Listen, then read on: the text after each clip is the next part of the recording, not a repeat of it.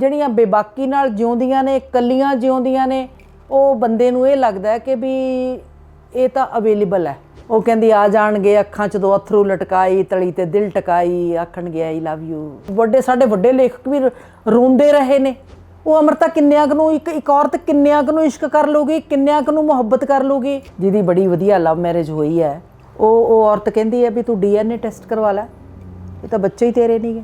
ਜਿਹੜੀਆਂ ਔਰਤਾਂ ਮੇਰੇ ਖਾਵੰਦ ਨਾਲ ਅਟੈਚ ਸੀਗੀਆਂ, ਪੜ੍ਹੀਆਂ ਲਿਖੀਆਂ ਔਰਤਾਂ ਸੀਗੀਆਂ, ਸਾਰੀਆਂ ਜਾਣਕਾਰ ਨੇ। ਦਰਵਾਜ਼ੇ ਦੇ ਬਾਹਰ ਤੂੰ ਜਿਹਦਾ ਮਰਜ਼ੀ ਹੋ ਸਕਦਾ ਹੈ, ਅੰਦਰ ਆ ਕੇ ਸਾਰੇ ਦਾ ਸਾਰਾ ਮੇਰਾ ਹੈ, ਕੋਈ ਮਤਲਬ ਨਹੀਂ ਗੱਲ ਕਰਨ ਦੀ। ਤੇ ਉਹ ਬੰਦਾ ਕਹਿੰਦਾ ਵੀ ਆਪਾਂ ਵਿਚਾਰ ਕਰਾਂਗੇ ਵੀ ਤੂੰ ਸਾਡਾ ਬੱਚਾ ਕਿੱਥੇ ਪੈਦਾ ਹੋਊਗਾ, ਤੇਰੀ ਡਿਲੀਵਰੀ ਕਿੱਥੇ ਹੋਊਗੀ, ਹੁਣ ਨਹੀਂ, ਹੁਣ ਤੂੰ ਇਸ ਨੂੰ ਖ਼ਤਮ ਕਰ। ਕਈ ਵਾਰ ਮੈਨੂੰ ਇਹ ਲੱਗਦਾ ਵੀ ਔਰਤਾਂ ਮੂਰਖ ਹੁੰਦੀਆਂ ਨੇ।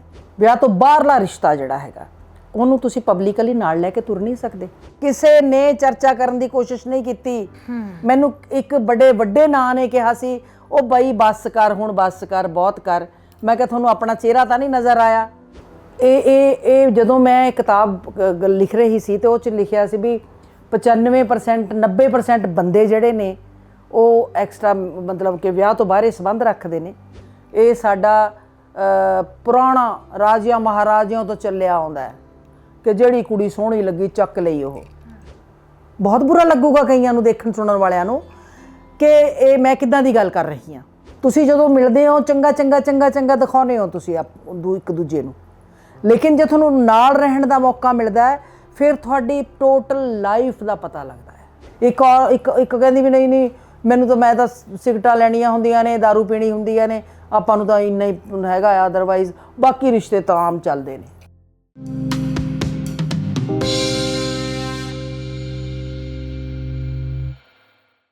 ਸਤਿ ਸ਼੍ਰੀ ਅਕਾਲ, ਮੈਂ ਰੁਪਿੰਦਰ ਕੌਰ ਸੰਧੂ। ਅੱਜ ਦੀ ਇਸ ਖਾਸ ਮੁਲਾਕਾਤ 'ਚ ਤੁਹਾਡਾ ਬਹੁਤ-ਬਹੁਤ ਸਵਾਗਤ ਹੈ। ਕੱਲ੍ਹ ਮੈਂ ਕਿਸੇ ਨਾਲ ਗੱਲ ਕਰ ਰਹੀ ਸੀ ਤਾਂ ਉਹਨਾਂ ਨੇ ਇੱਕ ਬੜੀ ਸੋਹਣੀ ਗੱਲ ਮੈਨੂੰ ਦੱਸੀ। ਉਹ ਗੱਲ ਇਹ ਸੀ ਕਿ ਅਸੀਂ ਹਮੇਸ਼ਾ ਭ੍ਰਿਸ਼ਟਾਚਾਰ ਦੀ ਗੱਲ ਕਰਦੇ ਹਾਂ, ਉਹ ਭ੍ਰਿਸ਼ਟਾਚਾਰ ਜੋ ਅਸੀਂ ਅਕਸਰ ਕਹਿੰਦੇ ਹਾਂ ਕਿ ਸਰਕਾਰੀ ਦਫ਼ਤਰਾਂ 'ਚ ਹੋ ਰਿਹਾ, ਪਰ ਰਿਸ਼ਤਿਆਂ ਵਿਚਲੇ ਭ੍ਰਿਸ਼ਟਾਚਾਰ ਦੇ ਉੱਪਰ ਬਹੁਤ ਘੱਟ ਗੱਲ ਹੁੰਦੀ ਹੈ, ਜਦ ਕਿ ਇਹ ਅੱਜ ਦੇ ਸਮੇਂ ਦਾ ਬਹੁਤ ਹੀ ਚਰਚਿਤ ਵਿਸ਼ਾ ਹੈ।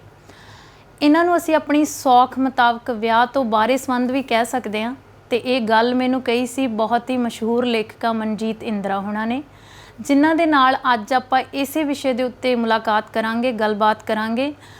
ਇਸ ਵਿਸ਼ੇ ਦੇ ਉੱਪਰ ਉਹਨਾਂ ਨੇ 2 ਕਿਤਾਬਾਂ ਲਿਖੀਆਂ ਨੇ, ਜਿਹੜੀਆਂ ਮੈਂ ਜ਼ਰੂਰ ਤੁਹਾਡੇ ਰੂਬਰੂ ਕਰਨਾ ਚਾਹਾਂਗੀ। ਪਹਿਲੀ ਕਿਤਾਬ ਹੈ ਤੂੰ ਆਵਾਜ਼ ਮਾਰੀ ਹੈ, ਤੇ ਦੂਜੀ ਕਿਤਾਬ ਹੈ ਉਹਨਾਂ ਦੀ ਇਹ ਕਿਤਾਬ ਅਲਖ, ਜਿਹਦੇ ਵਿੱਚੋਂ ਔਰਤ ਤੇ ਮਰਦ ਜਿਹੜੇ ਕਿ 2 ਬੇੜੀਆਂ ਦੇ ਸਵਾਰ ਹੁੰਦੇ ਨੇ, ਉਹਨਾਂ ਦੀ ਮਨੋਸਥਿਤੀ ਨੂੰ ਦਰਸਾਉਂਦੇ ਨੇ।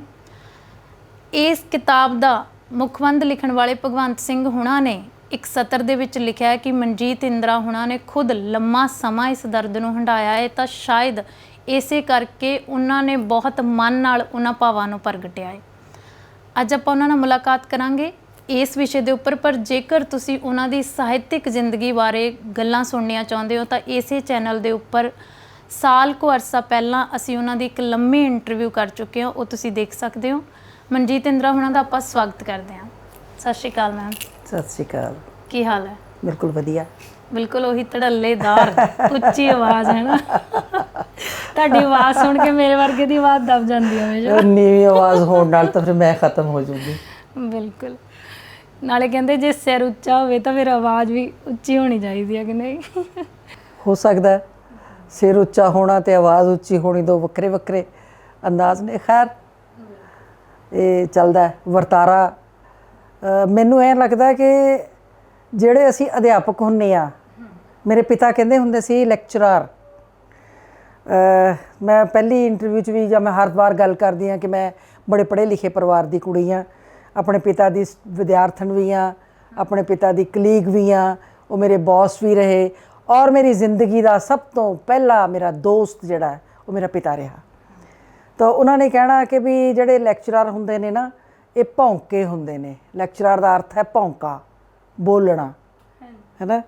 ਸੋ ਜਿਹੜਾ ਭਾਸ਼ਣ ਦੇਣਾ, ਵਕਤਾ, ਠੀਕ ਹੈ, ਸੋਫਿਸਟੀਕੇਟਡ ਤਰੀਕੇ ਨਾਲ ਜਿਸ ਕਹਾਂ ਕਿ ਵਕਤਾ। ਲੇਕਿਨ ਜਿਹੜੀ ਠੇਠ ਪੰਜਾਬੀ ਦੀ ਅਸੀਂ ਜਦੋਂ ਭਾਸ਼ਾ ਬੋਲਦੇ ਹਾਂ, ਕਲੋਕਲ ਭਾਸ਼ਾ, ਜਾਂ ਜਿਹੜੀ ਉਹਦੇ ਸਾਡੇ ਸੱਭਿਆਚਾਰ ਦੀ ਭਾਸ਼ਾ ਉਹਦੇ 'ਚ ਭੌਂਕਾ ਹੀ ਹੁੰਦਾ ਆ ਜਿਹੜਾ ਲਗਾਤਾਰ ਬੋਲਦਾ ਹੈ। ਹਾਂਜੀ। ਸੋ ਮੈਂ ਇੱਕ ਅਧਿਆਪਕ ਰਹੀ, ਕਾਲਜ ਪ੍ਰੋਫੈਸਰ ਰਹੀ, ਤੋ ਇਹ ਇੱਕ ਵਿਸ਼ੇਸ਼ ਤੌਰ 'ਤੇ ਹੁੰਦਾ ਹੈ ਕਿ ਮੇਰੇ ਪਿੱਛੇ ਜਿਹੜੇ ਵਿਦਿਆਰਥੀ ਨੇ ਉਹਨਾਂ ਨੂੰ ਵੀ ਮੇਰੀ ਆਵਾਜ਼ ਸੁਣੇ, ਤਾਂ ਮੇਰਾ ਖਿਆਲ ਹੈ ਕਿ ਵੀ ਉਹ ਆਦਤ ਬਣ ਜਾਂਦੀ ਹੈ ਫਿਰ। ਤੋ ਸ਼ਾਇਦ ਇਸੇ ਕਰਕੇ ਇਹ ਮੇਰੀ ਆਵਾਜ਼ ਉੱਚੀ ਹੋਵੇ ਜਾਂ ਇਹਦੇ ਕੋਈ ਹੋਰ ਅਰਥ ਤੂੰ ਲੈਂਦੀ ਹੋਵੇ, ਮੈਂ ਨਹੀਂ ਕਹਿ ਸਕਦੀ। ਨਹੀਂ, ਅਸੀਂ ਆਮ ਜਦੋਂ ਹਾਸਾ ਠੱਠਾ ਕਰਦੇ ਹੁੰਦੇ ਹਾਂ, ਅਸੀਂ ਇਹੀ ਗੱਲ ਕਹਿੰਦੇ ਹੁੰਦੇ ਹਾਂ ਵੀ ਅਧਿਆਪਕ 40 ਮਿੰਟ ਤੋਂ ਪਹਿਲਾਂ ਚੁੱਪ ਨਹੀਂ ਕਰ ਸਕਦਾ। ਦੇਖੋ ਗੱਲ ਇਹ ਹੈ, ਮੈਂ ਤਾਂ ਗਵਰਨਮੈਂਟ ਕਾਲਜ ਚੰਡੀਗੜ੍ਹ 'ਚ ਪੜ੍ਹਾਉਂਦੀ ਰਹੀ ਹਾਂ, ਉਹ ਤਾਂ 1 ਘੰਟੇ ਦੀ ਹੁੰਦੀ ਸੀ, ਸੋ ਤੋਂ ਮੇਰੇ ਤੋਂ ਭੈ 'ਚ ਰਹੀ ਥੋੜ੍ਹਾ ਜਿਹਾ। ਬਿਲਕੁਲ। ਤੇ ਜਿਵੇਂ ਮੈਂ ਤੁਹਾਨੂੰ ਦੱਸਿਆ ਨਾ, ਤੁਸੀਂ ਤਾਂ ਚਲੋ ਪੜ੍ਹਿਆ ਹੀ ਹੋਇਆ, ਭਗਵੰਤ ਸਿੰਘ ਹੁਣਾਂ ਨੇ ਜਦੋਂ ਇਹਦਾ ਮੁੱਖਬੰਧ ਲਿਖਿਆ ਹੋਇਆ ਤੁਹਾਡੀ ਇਸ ਕਿਤਾਬ ਦਾ, ਹੈ ਨਾ, ਤੂੰ ਆਵਾਜ਼ ਮਾਰੀ ਹੈ, ਤਾਂ ਪਹਿਲਾਂ ਉਹਨਾਂ ਨੇ ਤੁਹਾਡੀ ਜ਼ਿੰਦਗੀ ਦਾ ਰੈਫਰੈਂਸ ਇਹਦੇ 'ਚ ਦਿੱਤਾ ਹੋਇਆ। ਆਪਾਂ ਬਹੁਤ ਵਾਰੀ ਵੈਸੇ ਤੁਹਾਡੀ ਜ਼ਿੰਦਗੀ ਤੇ ਗੱਲ ਕਰ ਚੁੱਕੇ ਹਾਂ, ਪਰ ਇਸ ਪੱਖ ਤੇ ਨਹੀਂ ਕਦੀ ਗੱਲਬਾਤ ਹੋਈ।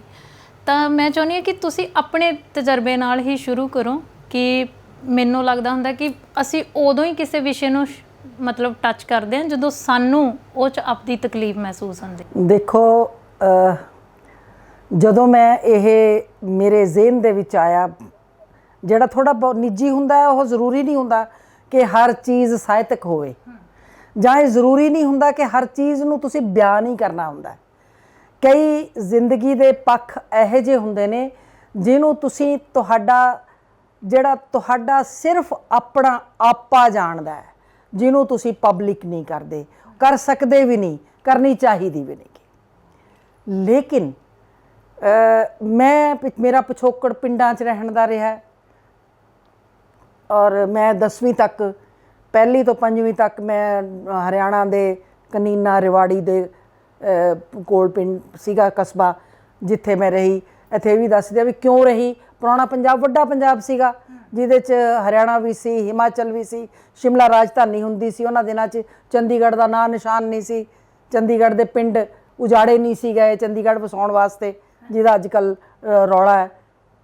ਤੋ ਉਹ ਮੇਰੇ ਪਿਤਾ, ਜਿਹੜਾ ਸਕੂਲ ਮਿਡਲ ਤੋਂ ਹਾਈ ਹੁੰਦਾ ਸੀ, ਤੇ ਮੇਰੇ ਪਿਤਾ ਨੂੰ ਉੱਥੇ ਭੇਜਤਾ ਜਾਂਦਾ ਸੀ ਵੀ ਇਹ ਸਕੂਲ ਨੂੰ ਰਵਾਂ ਕੀਤਾ ਜਾਵੇ। ਹਾਂਜੀ। ਸੋ ਉਹ ਪੰਜਾਬ ਦੇ, ਪੁਰਾਣੇ ਪੰਜਾਬ ਦੇ ਉਸ ਖਿੱਤੇ 'ਚ ਮਹਿੰਦਰਗੜ੍ਹ ਦੇ ਵਿੱਚ ਗਏ, ਮਹਿੰਦਰਗੜ੍ਹ ਤੋਂ ਅੱਗੇ।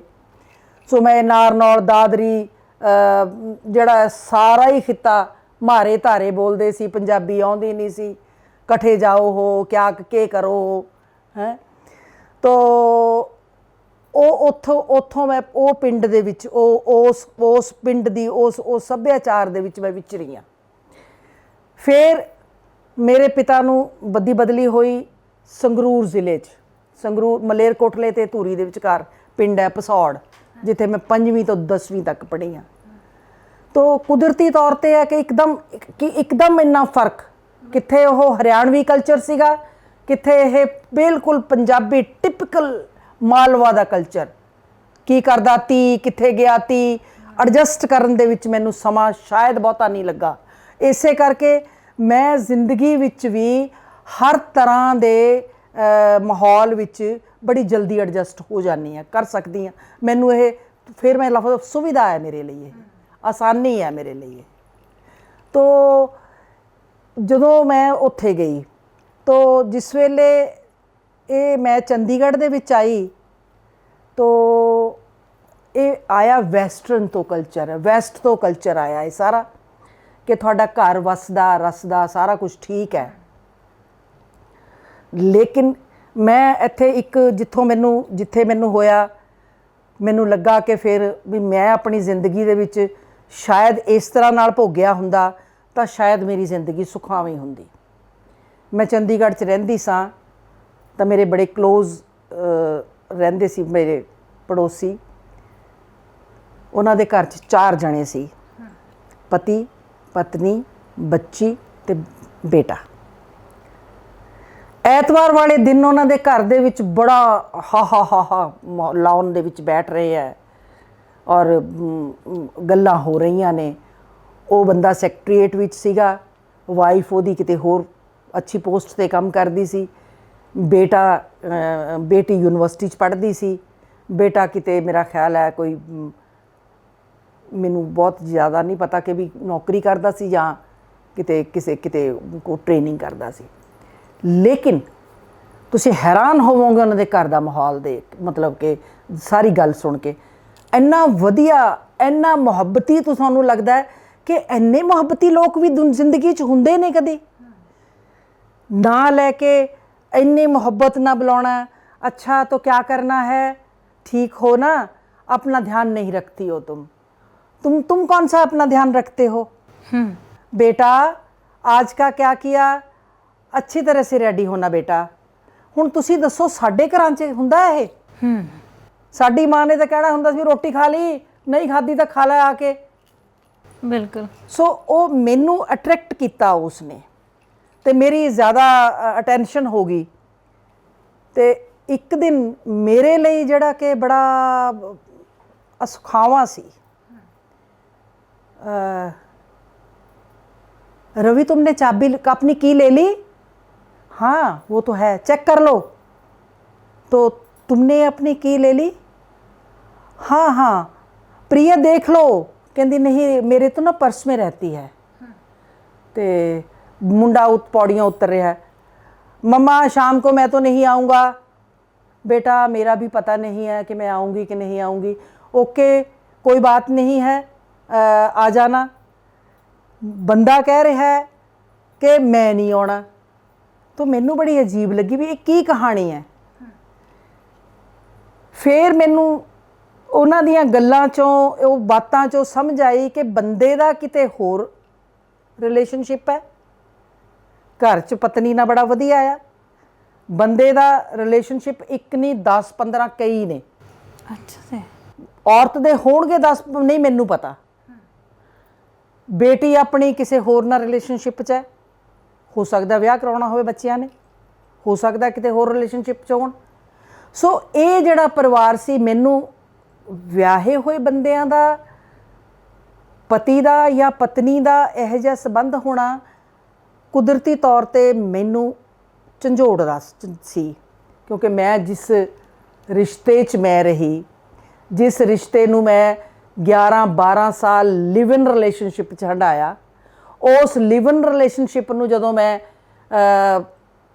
ਆਪਣੇ ਬੰਧਨ ਦਾ ਰਿਸ਼ਤਾ ਦਿੱਤਾ, ਸੋਸ਼ਲ ਮਾਨਤਾ ਦਾ ਰਿਸ਼ਤਾ ਦਿੱਤਾ, ਉਸ ਵੇਲੇ ਕਿ ਕੀ ਹੋ ਰਿਹਾ ਹੈ। ਜਿਹੜੀਆਂ ਔਰਤਾਂ ਮੇਰੇ ਖਾਵੰਦ ਨਾਲ ਅਟੈਚ ਸੀਗੀਆਂ, ਪੜ੍ਹੀਆਂ ਲਿਖੀਆਂ ਔਰਤਾਂ ਸੀਗੀਆਂ, ਸਾਰੀਆਂ ਜਾਣਕਾਰ ਨੇ, ਮੈਂ ਕਿਸੇ ਦੇ ਨਾਂ ਨਹੀਂ ਲੈਂਦੀ। ਤੋ ਜਿਹੜੀਆਂ ਚਿੱਠੀਆਂ ਲਿਖਦੀਆਂ ਨੇ ਕਿ ਬੀਵੀਆਂ ਤਾਂ ਘਰ ਸੰਭਲ ਨਹੀਂ ਹੁੰਦੀਆਂ ਨੇ, ਤੂੰ ਜਦੋਂ ਚਾਹੇ ਮੇਰੇ ਕੋਲ ਆ ਸਕਦਾ ਹੈ, ਮੈਂ ਆਪਣਾ ਵੱਖਰਾ ਘਰ ਲੈ ਲਿਆ ਹੈ। ਇਹਦੇ ਕੁਝ ਅਰਥ ਹੁੰਦੇ ਨੇ। ਜਦੋਂ ਮੈਂ ਪੁੱਛਿਆ ਨਹੀਂ ਉਹ ਤਾਂ ਐਵੇਂ ਗੱਲਾਂ ਕਰਨ ਵਾਸਤੇ ਹੀ ਨੇ ਫਲਾਣਾ, ਇਹ ਮੈਨੂੰ ਕਟੋਚਦੀਆਂ ਸੀਗੀਆਂ ਗੱਲਾਂ, ਕਟੋਚਦੀਆਂ। ਇਹੀ ਕਾਰਨ ਹੋਇਆ ਕਿ ਜਦੋਂ ਮੈਂ ਇੱਥੇ ਇੰਨੀ ਗੱਲ ਕਰਕੇ ਗੱਲ ਖ਼ਤਮ ਕਰਾਂਗੀ ਕਿ ਜੇ ਉਹ ਫਲਾਨੀ ਆ ਕੇ ਮੇਰੇ ਬੈਡਰੂਮ ਦੇ ਵਿੱਚ, ਇਸ ਬੈਡਰੂਮ ਦੇ ਵਿੱਚ ਮੇਰੇ ਨਾਲ ਆ ਕੇ ਰਾਤ ਨੂੰ ਸੌਂ ਜਾਊਗੀ, ਤੈਨੂੰ ਕੀ ਫਰਕ ਪੈਂਦਾ ਹੈ? अच्छा जी। की औरत जिंदा रहती है अंदर मरदा है। मैं क्या, मैं कहा नो, दरवाजे के बाहर, ये चाहे मैं कौड़ी सी चाहे मैं मिठी सी, दरवाजे के बाहर तो जिहदा मर्जी हो सकता है, अंदर आके सारे का सारा मेरा है, कोई मतलब नहीं गल करन दी। इसे लई मेरा ख्याल है घर साडा टुटिया, जुड़ साडी लगदी किसे ना वेखी टुटदी नूं जग जाणदा।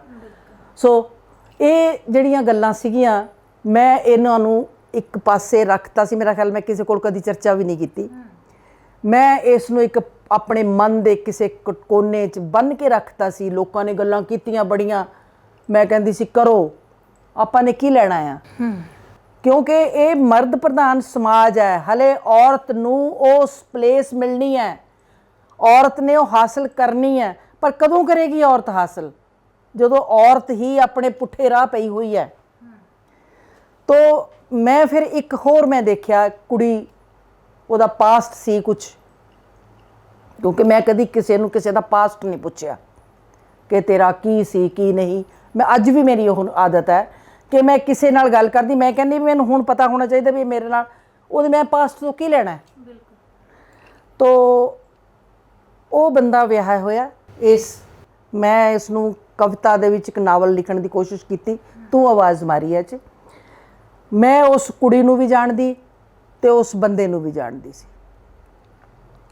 ਉਸਨੇ ਬੰਦੇ ਨੇ ਕੀਤਾ ਇਹ ਲੁਕੋ ਕੀਤਾ ਕਿ ਉਹ ਮੈਰਿਡ ਹੈ, ਉਹਦੇ ਬੱਚੇ ਵੀ ਨੇ।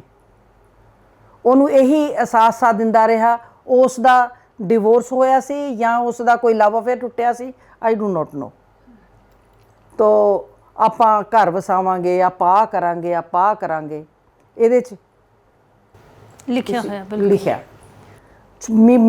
ਮੂਲ ਕਹਾਣੀ ਇੰਨੀ ਕਿ ਕੁੜੀ ਪ੍ਰੈਗਨੈਂਟ ਹੁੰਦੀ ਆ ਤੇ ਉਹ ਬੰਦਾ ਕਹਿੰਦਾ ਵੀ ਆਪਾਂ ਵਿਚਾਰ ਕਰਾਂਗੇ ਵੀ ਤੂੰ ਸਾਡਾ ਬੱਚਾ ਕਿੱਥੇ ਪੈਦਾ ਹੋਊਗਾ, ਤੇਰੀ ਡਿਲੀਵਰੀ ਕਿੱਥੇ ਹੋਊਗੀ, ਹੁਣ ਨਹੀਂ, ਹੁਣ ਤੂੰ ਇਸ ਨੂੰ ਖ਼ਤਮ ਕਰ। ਉਹ ਬੜਾ ਕਹਿੰਦੀ ਆ ਵੀ ਨਹੀਂ ਆਪਣਾ ਹੀ ਆ ਇਹ। ਉਹ ਕਹਿੰਦਾ ਨਹੀਂ ਤੂੰ ਇਹਨੂੰ ਖ਼ਤਮ ਕਰ। ਉਹ ਝੱਲੀ ਕੁੜੀ ਕੱਲੀ ਜਾਂਦੀ ਹੈ ਤੇ ਉਹਨੂੰ ਅਬੋਰਟ ਕਰਾਇਆ ਹੁੰਦੀ ਹੈ। ਫਿਰ ਉਸੇ ਤਰ੍ਹਾਂ ਨਾਲ ਮੈਂ ਸਮਝਦੀ ਹਾਂ ਕਿ ਕਈ ਵਾਰ ਮੈਨੂੰ ਇਹ ਲੱਗਦਾ ਵੀ ਔਰਤਾਂ ਮੂਰਖ ਹੁੰਦੀਆਂ ਨੇ ਜਾਂ ਜ਼ਿਆਦਾ ਇਮੋਸ਼ਨਲ ਹੁੰਦੀਆਂ ਨੇ। ਦੋਨੋਂ ਹੋ ਸਕਦੇ।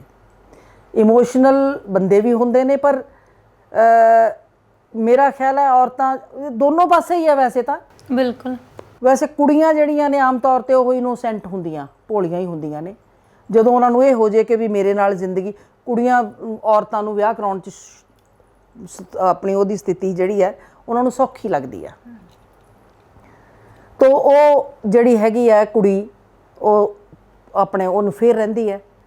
ਫਿਰ ਉਹ ਕਹਿੰਦਾ ਵੀ ਨਹੀਂ ਤੂੰ ਨਾ ਅੱਜ 'ਚ ਜੀ, take life one day at a time. ਇਸ ਪਲ ਨੂੰ, ਇਸ ਅੱਜ ਨੂੰ, ਸਿਰਫ ਅੱਜ ਵਿੱਚ ਜੀ। ਕੱਲ੍ਹ ਦੀ ਗੱਲ ਨਾ ਕਰ, ਕੱਲ੍ਹ ਕੀ ਹੋਇਆ ਸੀ, ਕੱਲ੍ਹ ਨੂੰ ਕੀ ਹੋਣਾ ਹੈ, ਇਹ 'ਚ ਨਾ ਗੱਲ ਕਰ। ਇਹ ਜਿਹੜਾ ਨਾਵਲ ਹੈ, ਇਹ ਕਿਤਾਬ ਹੈ, ਇਹ ਸਿਲਸਿਲਾ ਆ, ਇਹ ਕੱਲ੍ਹ ਅੱਜ ਤੇ ਭਲਕ ਦਾ ਸਿਲਸਿਲਾ ਹੈ। ਉਹ ਕੱਲ੍ਹ 'ਚ ਜੀਂਦੀ ਹੋਈ ਵੀ, ਅੱਜ 'ਚ ਜੀਂਦੀ ਹੋਈ ਵੀ ਕੱਲ੍ਹ 'ਚ ਜੀ ਰਹੀ ਹੈ। ਕੱਲ੍ਹ ਨੂੰ ਕੰਪੇਅਰ ਕਰ ਰਹੀ ਹੈ ਆਪਣੇ ਅੱਜ ਨਾਲ। ਅੱਜ ਜਦੋਂ ਉਹ ਉਹਦੇ ਨਾਲ ਹੁੰਦੀ ਹੈ ਕੁਝ ਪਲਾਂ ਲਈ, ਕੁਝ ਛਿਣਾਂ ਲਈ, ਕੁਝ ਘੰਟਿਆਂ ਲਈ, ਦਿਨਾਂ ਲਈ ਵੀ ਨਹੀਂ, ਬਿਲਕੁਲ, ਉਹ ਫਿਰ ਉਹ ਯਾਦ ਕਰਦੀ ਹੈ ਉਹਨਾਂ ਪਲਾਂ ਨੂੰ। ਉਹ ਕਹਿੰਦੀ ਮੈਂ ਤਾਂ ਅੱਜ ਵਿੱਚ ਜੀ ਨਹੀਂ ਸਕਦੀ, ਉਨੇ ਪਲ ਮੈਂ ਅੱਜ 'ਚ ਜਿਉਣੀ ਆ ਜਿੰਨੇ ਛਿਣ, ਜਿੰਨੇ ਪਲ ਮੈਂ ਤੇਰੇ ਨਾਲ ਹੁੰਦੀ ਹਾਂ। ਤੋ ਉਹ ਜਿਸ ਵੇਲੇ ਇਹਦੇ ਵਿੱਚ ਇੱਕ ਉਹ 'ਚ ਇਹ ਵੀ ਹੈ ਕਿ ਵੀ ਉਹ ਜਿਸ ਵੇਲੇ ਬਾਅਦ ਵਿੱਚ ਕਹਿੰਦਾ ਵੀ ਮੈਂ ਤੈਨੂੰ ਇੱਥੇ ਲੈ ਕੇ ਜਾਊਂਗਾ, ਇੱਥੇ ਲੈ ਕੇ ਜਾਊਂਗਾ, ਇਹ ਸਾਰੇ ਕੀ ਨੇ? ਤੁਸੀਂ ਆਪਣੇ ਵਿਵਾਹਿਤ ਜੀਵਨ ਦੇ ਵਿੱਚ ਜਿਹੜੇ ਵਾਅਦੇ ਕਰਦੇ ਹੋ, ਤੁਹਾਡੀ ਮੁਹੱਬਤ ਹੈ, ਤੁਹਾਡੀ ਮੁਹੱਬਤ ਨਹੀਂ, ਤੁਹਾਡੇ ਬੱਚੇ ਨੇ, ਤੁਹਾਡੀ ਪਤਨੀ ਹੈ, ਜਿਹੜਾ ਇੱਕ ਸਮਾਜਿਕ ਮਹੱਤਤਾ ਰੱਖਦੀ ਹੈ, ਜਿਹਨੂੰ ਸਮਾਜਿਕ ਤੌਰ 'ਤੇ ਤੁਸੀਂ ਨਾਲ ਲੈ ਕੇ ਤੁਰ ਸਕਦੇ ਹੋ। ਉਹ ਜਿਹੜੀ ਬਾਹਰ ਵਾਲੀ ਹੈ, ਐਕਸਟਰਾ ਹੈ, ਪ੍ਰਾਵਿਵਾਹਿਤ ਜਿਹਨੂੰ ਕਿਹਾ ਭਗਵੰਤ ਸਿੰਘ ਹੋਣਾ ਨੇ, ਵਿਆਹ ਤੋਂ ਬਾਹਰਲਾ ਰਿਸ਼ਤਾ ਜਿਹੜਾ ਹੈਗਾ, ਉਹਨੂੰ ਤੁਸੀਂ ਪਬਲਿਕਲੀ ਨਾਲ ਲੈ ਕੇ ਤੁਰ ਨਹੀਂ ਸਕਦੇ। ਉਹਨੂੰ ਕਿਸੇ ਨੂੰ ਕਹੋਗੇ ਮੇਰੀ ਕਜ਼ਨ ਹੈ, ਕਿਸੇ ਨੂੰ ਕਹੋਗੇ ਮੇਰੀ ਕੁਲੀਗ ਹੈ, ਮੇਰੇ ਨਾਲ ਕੰਮ ਕਰਦੀ ਹੈ, ਕਿੰਨੇ ਕੁ ਸੁਖਾਵੇਂ ਹੁੰਦੇ ਹੋ? ਉਹ ਰਿਸ਼ਤੇ ਸੁਖਾਵੇਂ ਨਹੀਂ ਹੁੰਦੇ। ਤੋ ਉਹ ਕਹਿੰਦਾ ਮੈਂ ਆਊਂਗਾ, ਆਪਾਂ ਚੱਲਾਂਗੇ ਉੱਥੇ, ਆਹ ਕਰਾਂਗੇ। ਉਹ ਕਹਿੰਦੀ ਤੂੰ ਆਇਆ ਨਹੀਂ। ਉਹ ਦੇਖਦੀ ਹੈ, ਕਹਿੰਦਾ ਵੀ ਹਾਂ ਮੈਂ ਉਹਨੂੰ ਕਿੱਥੇ ਛੱਡ ਦਿਆਂ,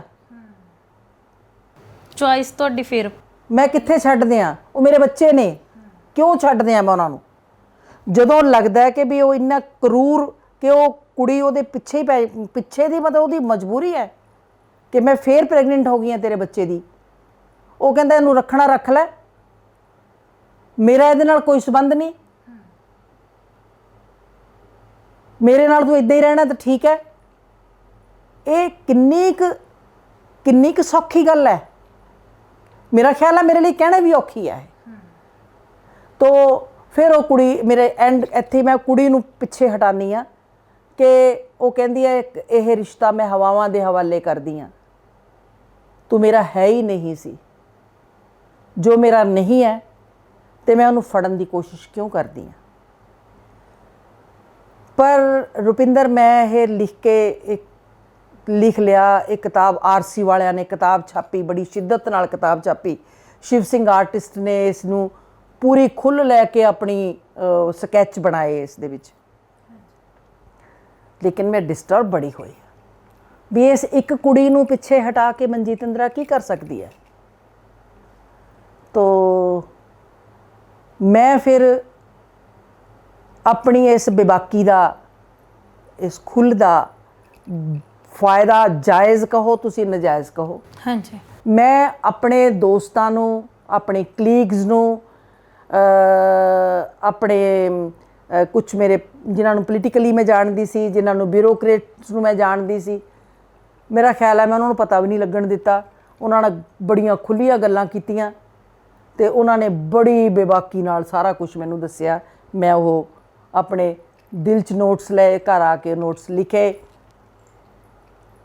ਮੇਰੇ ਲਈ ਸਮੱਸਿਆ ਖੜੀ ਹੋ ਗਈ ਵੀ ਜੇ ਮੈਂ ਕਹੂੰਗੀ ਤੂੰ ਇੱਦਾਂ ਦਾ ਆ, ਤੂੰ ਆਹ ਕਰਦਾ ਆ, ਤੂੰ ਤਾਂ ਆਹ ਕਰਦਾ ਆ, ਤੂੰ ਉਹ ਕਰਦਾ ਆ, ਅਤੇ ਮੇਰੇ 'ਤੇ ਇੱਕ ਲਾਂਛਨ ਲੱਗ ਸਕਦਾ ਹੈ ਕਿ ਮਨਜੀਤ ਇੰਦਰਾ ਬੰਦਿਆਂ ਨੂੰ ਇਹ ਦਰਕਾਰ ਰਹੀ ਹੈ, ਗਾਲਾਂ ਕੱਢ ਰਹੀ ਹੈ।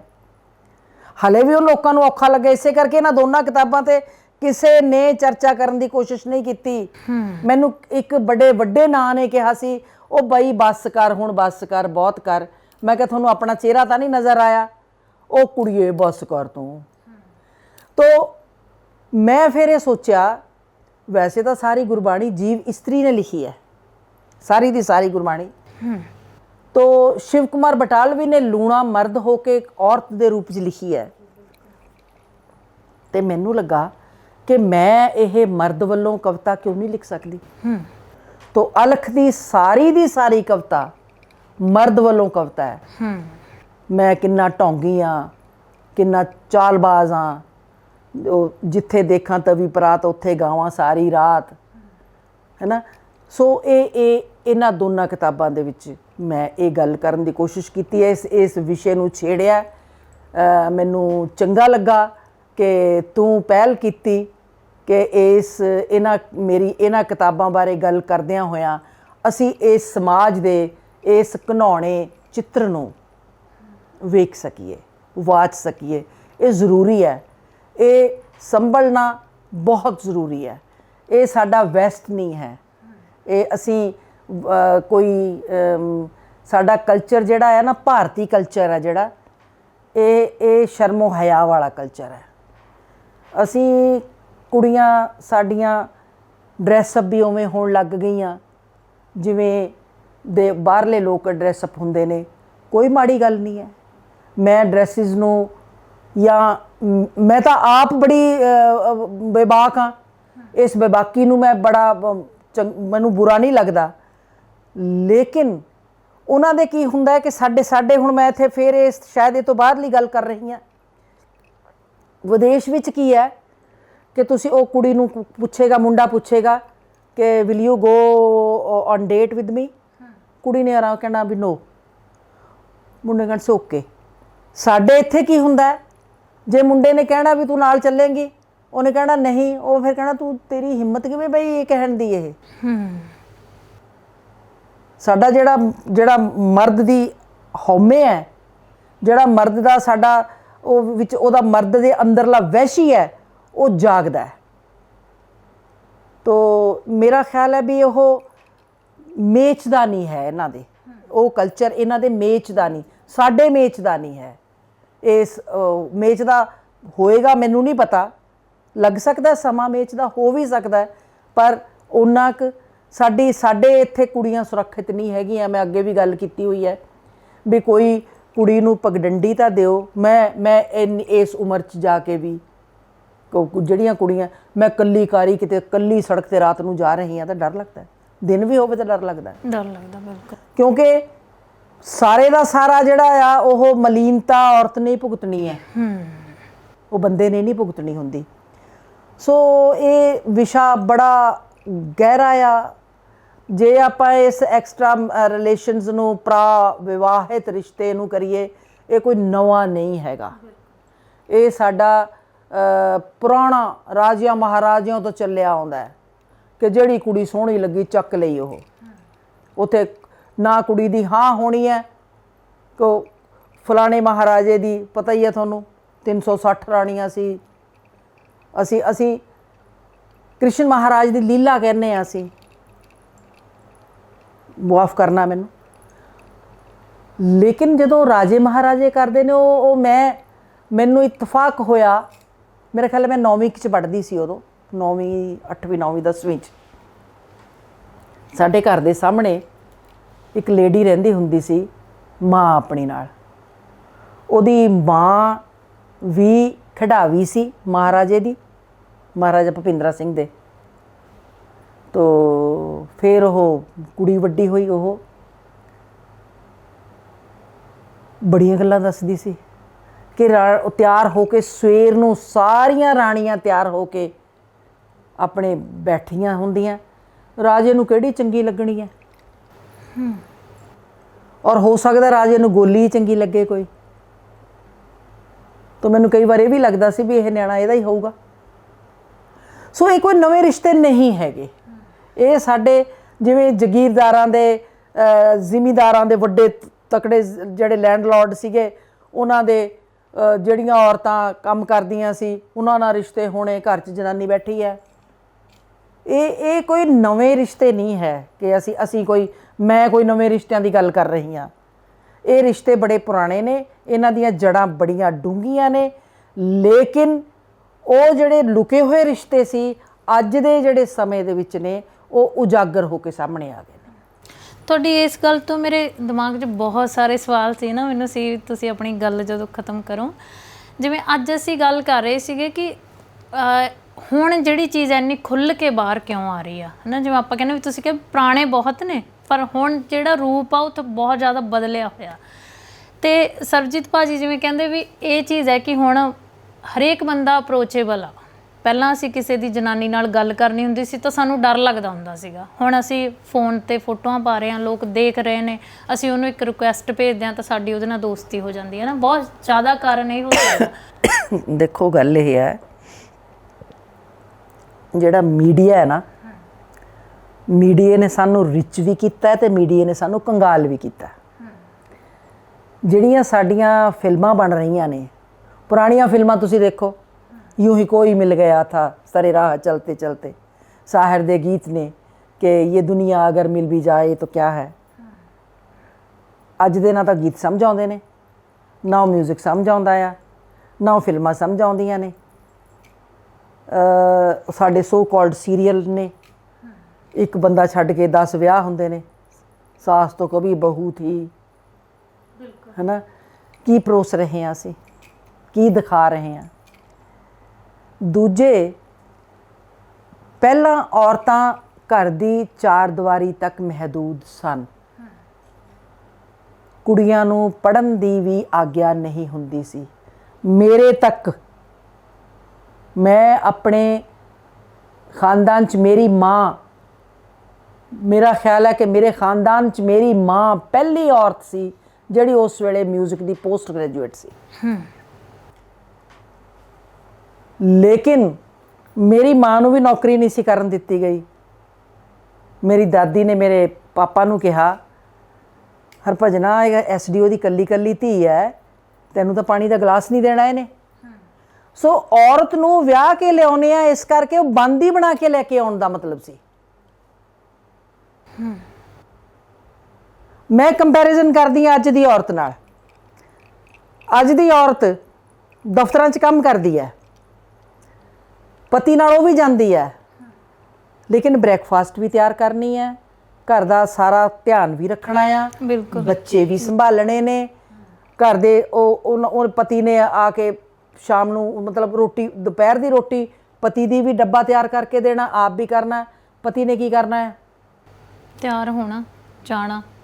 ਅੱਛਾ, ਬਹੁਤ ਘੱਟ ਪਤੀ ਨੇ ਐਸੇ ਜਿਹੜੇ ਪਤਨੀ ਦੀ ਹੈਲਪ ਕਰਦੇ ਨੇ ਕਿ ਤੂੰ ਜੇ ਆ ਕਰ ਰਹੀ ਹੈ ਤਾਂ ਮੈਂ ਚੌਪਿੰਗ ਕਰਦਾ, ਆ ਕੁਛ ਵੀ ਹਾਂ ਬੇਸ਼ੱਕ ਕੁਛ ਵੀ। ਹੁਣ ਬਹੁਤ ਆਪਾਂ ਮਤਲਬ ਜਾਂ ਬੱਚੇ ਨੂੰ ਤਿਆਰ ਕਰਦੇ ਆ, ਠੀਕ ਹੈ। ਔਰ ਸ਼ਾਮ ਨੂੰ ਉਹਨੇ ਆਉਣਾ, ਪਤੀ ਨੇ ਆਉਣਾ, ਓ ਹੋ ਚਾਹ ਦਿਓ ਬਈ, ਥੱਕ ਗਿਆ। ਉਹਨੇ, ਪਤਨੀ ਨੇ ਆਪਣਾ ਪਰਸ ਰੱਖਣਾ ਹੈ, ਚੁੰਨੀ ਲਾਉਣੀ ਹੈ, ਜਾਂ ਆਪਣੀ ਸਾੜੀ ਦਾ ਪੱਲਾ ਸੰਭਾਲਣਾ ਹੈ, ਜਾਂ ਸਾੜੀ ਲਾਣੀ ਉਤਾਰਨੀ ਹੈ, ਗਾਊਨ ਪਾਉਣਾ ਹੈ ਜਾਂ ਨਹੀਂ ਪਾਉਣਾ, ਵਟਸੋਐਵਰ, ਉਹਨੇ ਕਿਚਨ 'ਚ ਜਾਣਾ ਤੇ ਚਾਹ ਬਣਾਉਣੀ ਹੈ, ਪਤੀ ਨੂੰ ਦੇਣੀ ਹੈ। ਫਿਰ ਉਹਨੇ ਉਹਦਾ ਚਾਹ ਤੋਂ ਬਾਅਦ ਉਹਦਾ ਸ਼ੁਰੂ ਹੋ ਜਾਂਦਾ ਸਿਲਸਿਲਾ ਸਾਰਾ, ਜੇ ਪਤੀ ਨੇ ਕੁਝ ਖਾਣਾ ਆ ਤਾਂ ਉਹਨੂੰ ਬਣਾ ਕੇ ਵੀ ਦੇਣਾ ਹੈ, ਠੀਕ ਹੈ। ਫਿਰ ਉਹਦਾ ਸਿਲਸਿਲਾ ਸਾਰਾ ਰਾਤ ਨੂੰ ਬਿਸਤਰੇ ਤੱਕ ਜਾਣ ਤੱਕ, ਪਤੀ ਨੇ ਸੁੱਤੇ ਹੋਣਾ ਤੇ ਉਹਦੀ ਵਾਰੀ ਆਉਣੀ ਹੈ ਕਿ ਮੈਂ ਸੌਂ ਜਾਵਾਂ ਤੇ ਔਰਤ ਨੇ ਫਿਰ ਉੱਠਣਾ ਆ। ਇਹ ਜਿਹੜਾ ਹੈਗਾ ਆ, ਕਈਆਂ ਨੂੰ ਬੁਰਾ ਵੀ ਲੱਗੂਗਾ, ਬਹੁਤ ਬੁਰਾ ਲੱਗੂਗਾ ਕਈਆਂ ਨੂੰ, ਦੇਖਣ ਸੁਣਨ ਵਾਲਿਆਂ ਨੂੰ, ਕਿ ਇਹ ਮੈਂ ਕਿੱਦਾਂ ਦੀ ਗੱਲ ਕਰ ਰਹੀ ਹਾਂ, ਕਿ ਇਹ ਸਾਰੀਆਂ ਜ਼ਿੰਮੇਵਾਰੀਆਂ ਸਾਡੀ ਸੁਸਾਇਟੀ 'ਚ, ਮੈਂ ਵੈਸਟਰਨ ਸੁਸਾਇਟੀ ਦੀ ਗੱਲ ਨਹੀਂ ਕਰਦੀ, ਮੈਂ ਵਿਦੇਸ਼ ਘੁੰਮੀ ਆ, ਸਾਰਾ ਦੇਖਿਆ ਮੈਂ, ਉੱਥੇ ਮਰਦ ਆਪਣਾ ਆਪਣਾ ਉੱਥੇ ਉਹ ਆਪਣੀ ਉਹਦੀ ਡਿਊਟੀ ਮਾਰਨਿੰਗ 'ਚ ਹੈ, ਉਹਦੀ ਡਿਊਟੀ ਈਵਨਿੰਗ 'ਚ ਹੈ, ਉਹਨੇ ਆਪਣਾ ਚਲੇ ਜਾਣਾ। ਕਈ ਵਾਰ ਉਹਨਾਂ ਨੇ ਵੀਕਐਂਡ 'ਤੇ ਇਕੱਠੇ ਹੁੰਦੇ ਆ, ਉਹ ਸਿਰਫ ਹਾਏ ਹੈਲੋ ਹੁੰਦੀ ਹੈ, ਉਹ ਜਾ ਰਿਹਾ ਹੈ, ਉਹ ਆ ਰਹੀ ਹੈ, ਉਹਨਾਂ ਨੇ ਆਪਣਾ ਆਪਣਾ ਕੰਮ ਆਪੇ ਕਰਨਾ ਹੈ, ਉੱਥੇ ਕੋਈ ਨੌਕਰ ਨਹੀਂ ਹੈ, ਆਪਣੇ ਘਰ ਦੇ ਭਾਂਡੇ ਵੀ ਮਾਂਜਣੇ, ਆਪਣੇ ਘਰ ਦੀਆਂ ਸਫਾਈਆਂ ਵੀ ਕਰਨੀਆਂ ਨੇ, ਕੱਪੜੇ ਧੋਣੇ ਵੀ ਹੈ, ਚਾਹੇ ਉੱਥੇ ਸੁਵਿਧਾਵਾਂ ਸਹੂਲਤਾਂ ਜ਼ਿਆਦਾ ਨੇ, ਬਿਲਕੁਲ ਠੀਕ ਹੈ, ਪਰਕਸ ਵੀ ਜ਼ਿਆਦਾ ਨੇ ਸਾਡੇ ਨਾਲੋਂ, ਸਾਡੇ ਤਾਂ ਤਨਖਾਹਾਂ ਹੀ ਨਹੀਂ ਹੈਗੀਆਂ। ਤੋ ਇਹ ਹੈਗਾ ਕਿ ਸਾਡੇ ਇੱਥੇ ਔਰਤ ਹਲੇ ਉਸ ਸਥਾਨ 'ਤੇ, ਉਸ ਸਥਿਤੀ 'ਚ ਨਹੀਂ ਪਹੁੰਚੀ। ਤੂੰ ਆਪਣੇ ਵੱਲ ਦੇਖ ਸਕਦੀ ਹੈ, ਮੈਂ ਆਪਣੇ ਵੱਲ ਦੇਖ ਸਕਦੀ ਹਾਂ, ਮੈਂ ਆਪਣੀ ਜ਼ਿੰਦਗੀ ਆਪਣੇ ਮਾਂ ਦੇ ਪਰਿਵਾਰ ਨੂੰ ਸੰਭਾਲਿਆ, ਮੇਰਾ ਪਰਿਵਾਰ, ਮੈਂ ਆਪਣਾ ਪਰਿਵਾਰ ਦੇਖਿਆ, ਲੇਕਿਨ ਉਹ ਮੈਨੂੰ ਅਫਸੋਸ ਦੁੱਖ ਹੁੰਦਾ ਹੈ, ਅੰਦਰ ਕੜ ਪਾਟਦਾ ਹੈ ਜਿਸਲੇ ਮੈਂ ਗੱਲ ਕਰਦੀ ਹਾਂ ਘਰ ਹੋਣਾ, ਛੱਤ ਹੋਣੀ, ਔਰਤ ਹੋਣਾ। ਔਰਤ ਕਦੋਂ ਹੁੰਦੀ ਹੈ? ਜਦੋਂ ਉਹਦੇ ਸਿਰ ਤੇ ਛੱਤ ਹੁੰਦੀ ਹੈ। ਬਿਲਕੁਲ। ਪਰ ਜਦੋਂ ਛੱਤ ਤੀਲਾ ਕਰਕੇ ਕੋਈ ਉਡਾ ਦੇਵੇ, ਫਿਰ ਉਹ ਔਰਤ ਨੂੰ ਕੀ ਹੁੰਦਾ ਆ?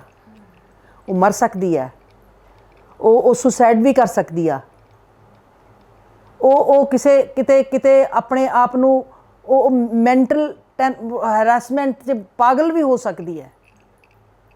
ਸਾਡੇ ਕੋਲ ਸਾਨੂੰ ਔਰਤਾਂ ਨੂੰ ਦੇਣ ਵਾਸਤੇ ਉਹ ਪਗਡੰਡੀਆਂ, ਉਹ ਰਾਹ, ਉਹ ਘਰ, ਉਹ ਮਾਹੌਲ ਅਜੇ ਨਹੀਂ ਹੈ। ਮੈਂ ਕਹਿੰਦੀ ਹਾਂ ਵੀ ਆਜ਼ਾਦੀ ਹੋ ਗਈ ਹੈ। ਕਿੰਨੀਆਂ ਇੰਦਰਾ ਗਾਂਧੀ ਨੇ, ਕਿੰਨੀਆਂ ਔਰਤਾਂ ਅਮਰਤਾ ਪ੍ਰੀਤਮ ਬਣਦੀਆਂ ਨੇ। ਅਸੀਂ ਅਮਰਤਾ ਪ੍ਰੀਤਮ ਦੀਆਂ ਵੀ ਗੱਲਾਂ ਕਰਦੇ ਹਾਂ ਪਿੱਠ ਪਿੱਛੇ।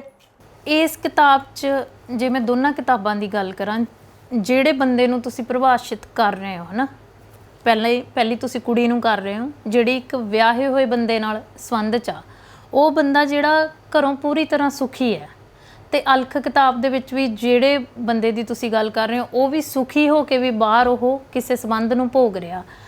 ਤਾਂ ਕਿਤੇ ਨਾ ਕਿਤੇ ਤੁਹਾਨੂੰ ਲੱਗਦਾ ਵੀ ਇਹਦਾ ਕਾਰਨ ਹੈ ਜਿਹੜਾ ਉਹ ਬੰਦੇ ਦੀ ਫਿਤਰਤ ਹੋ ਸਕਦੀ ਹੈ ਜਾਂ ਉਹਦੀ ਮਰਜ਼ੀ? ਕਿਉਂਕਿ ਬਹੁਤ ਸਾਰੇ ਲੋਕ ਜਦੋਂ ਕਹਿੰਦੇ ਆ ਕਿ ਮੈਂ ਵਿਆਹ ਕਰਵਾਏ ਤੋਂ ਬਾਅਦ ਵੀ ਜੇ ਕਿਤੇ ਬਾਹਰ ਆ ਤਾਂ ਮੈਂ ਘਰੋਂ ਬੜਾ ਦੁਖੀ ਹਾਂ, ਪਰ ਇਹਦੇ 'ਚ ਦੋਨੋਂ ਬੰਦੇ ਸੁਖੀ ਨੇ ਘਰੋਂ, ਤਾਂ ਇਸ ਚੀਜ਼ ਦਾ ਕਾਰਨ ਤੁਹਾਨੂੰ ਕੀ ਲੱਗਦਾ?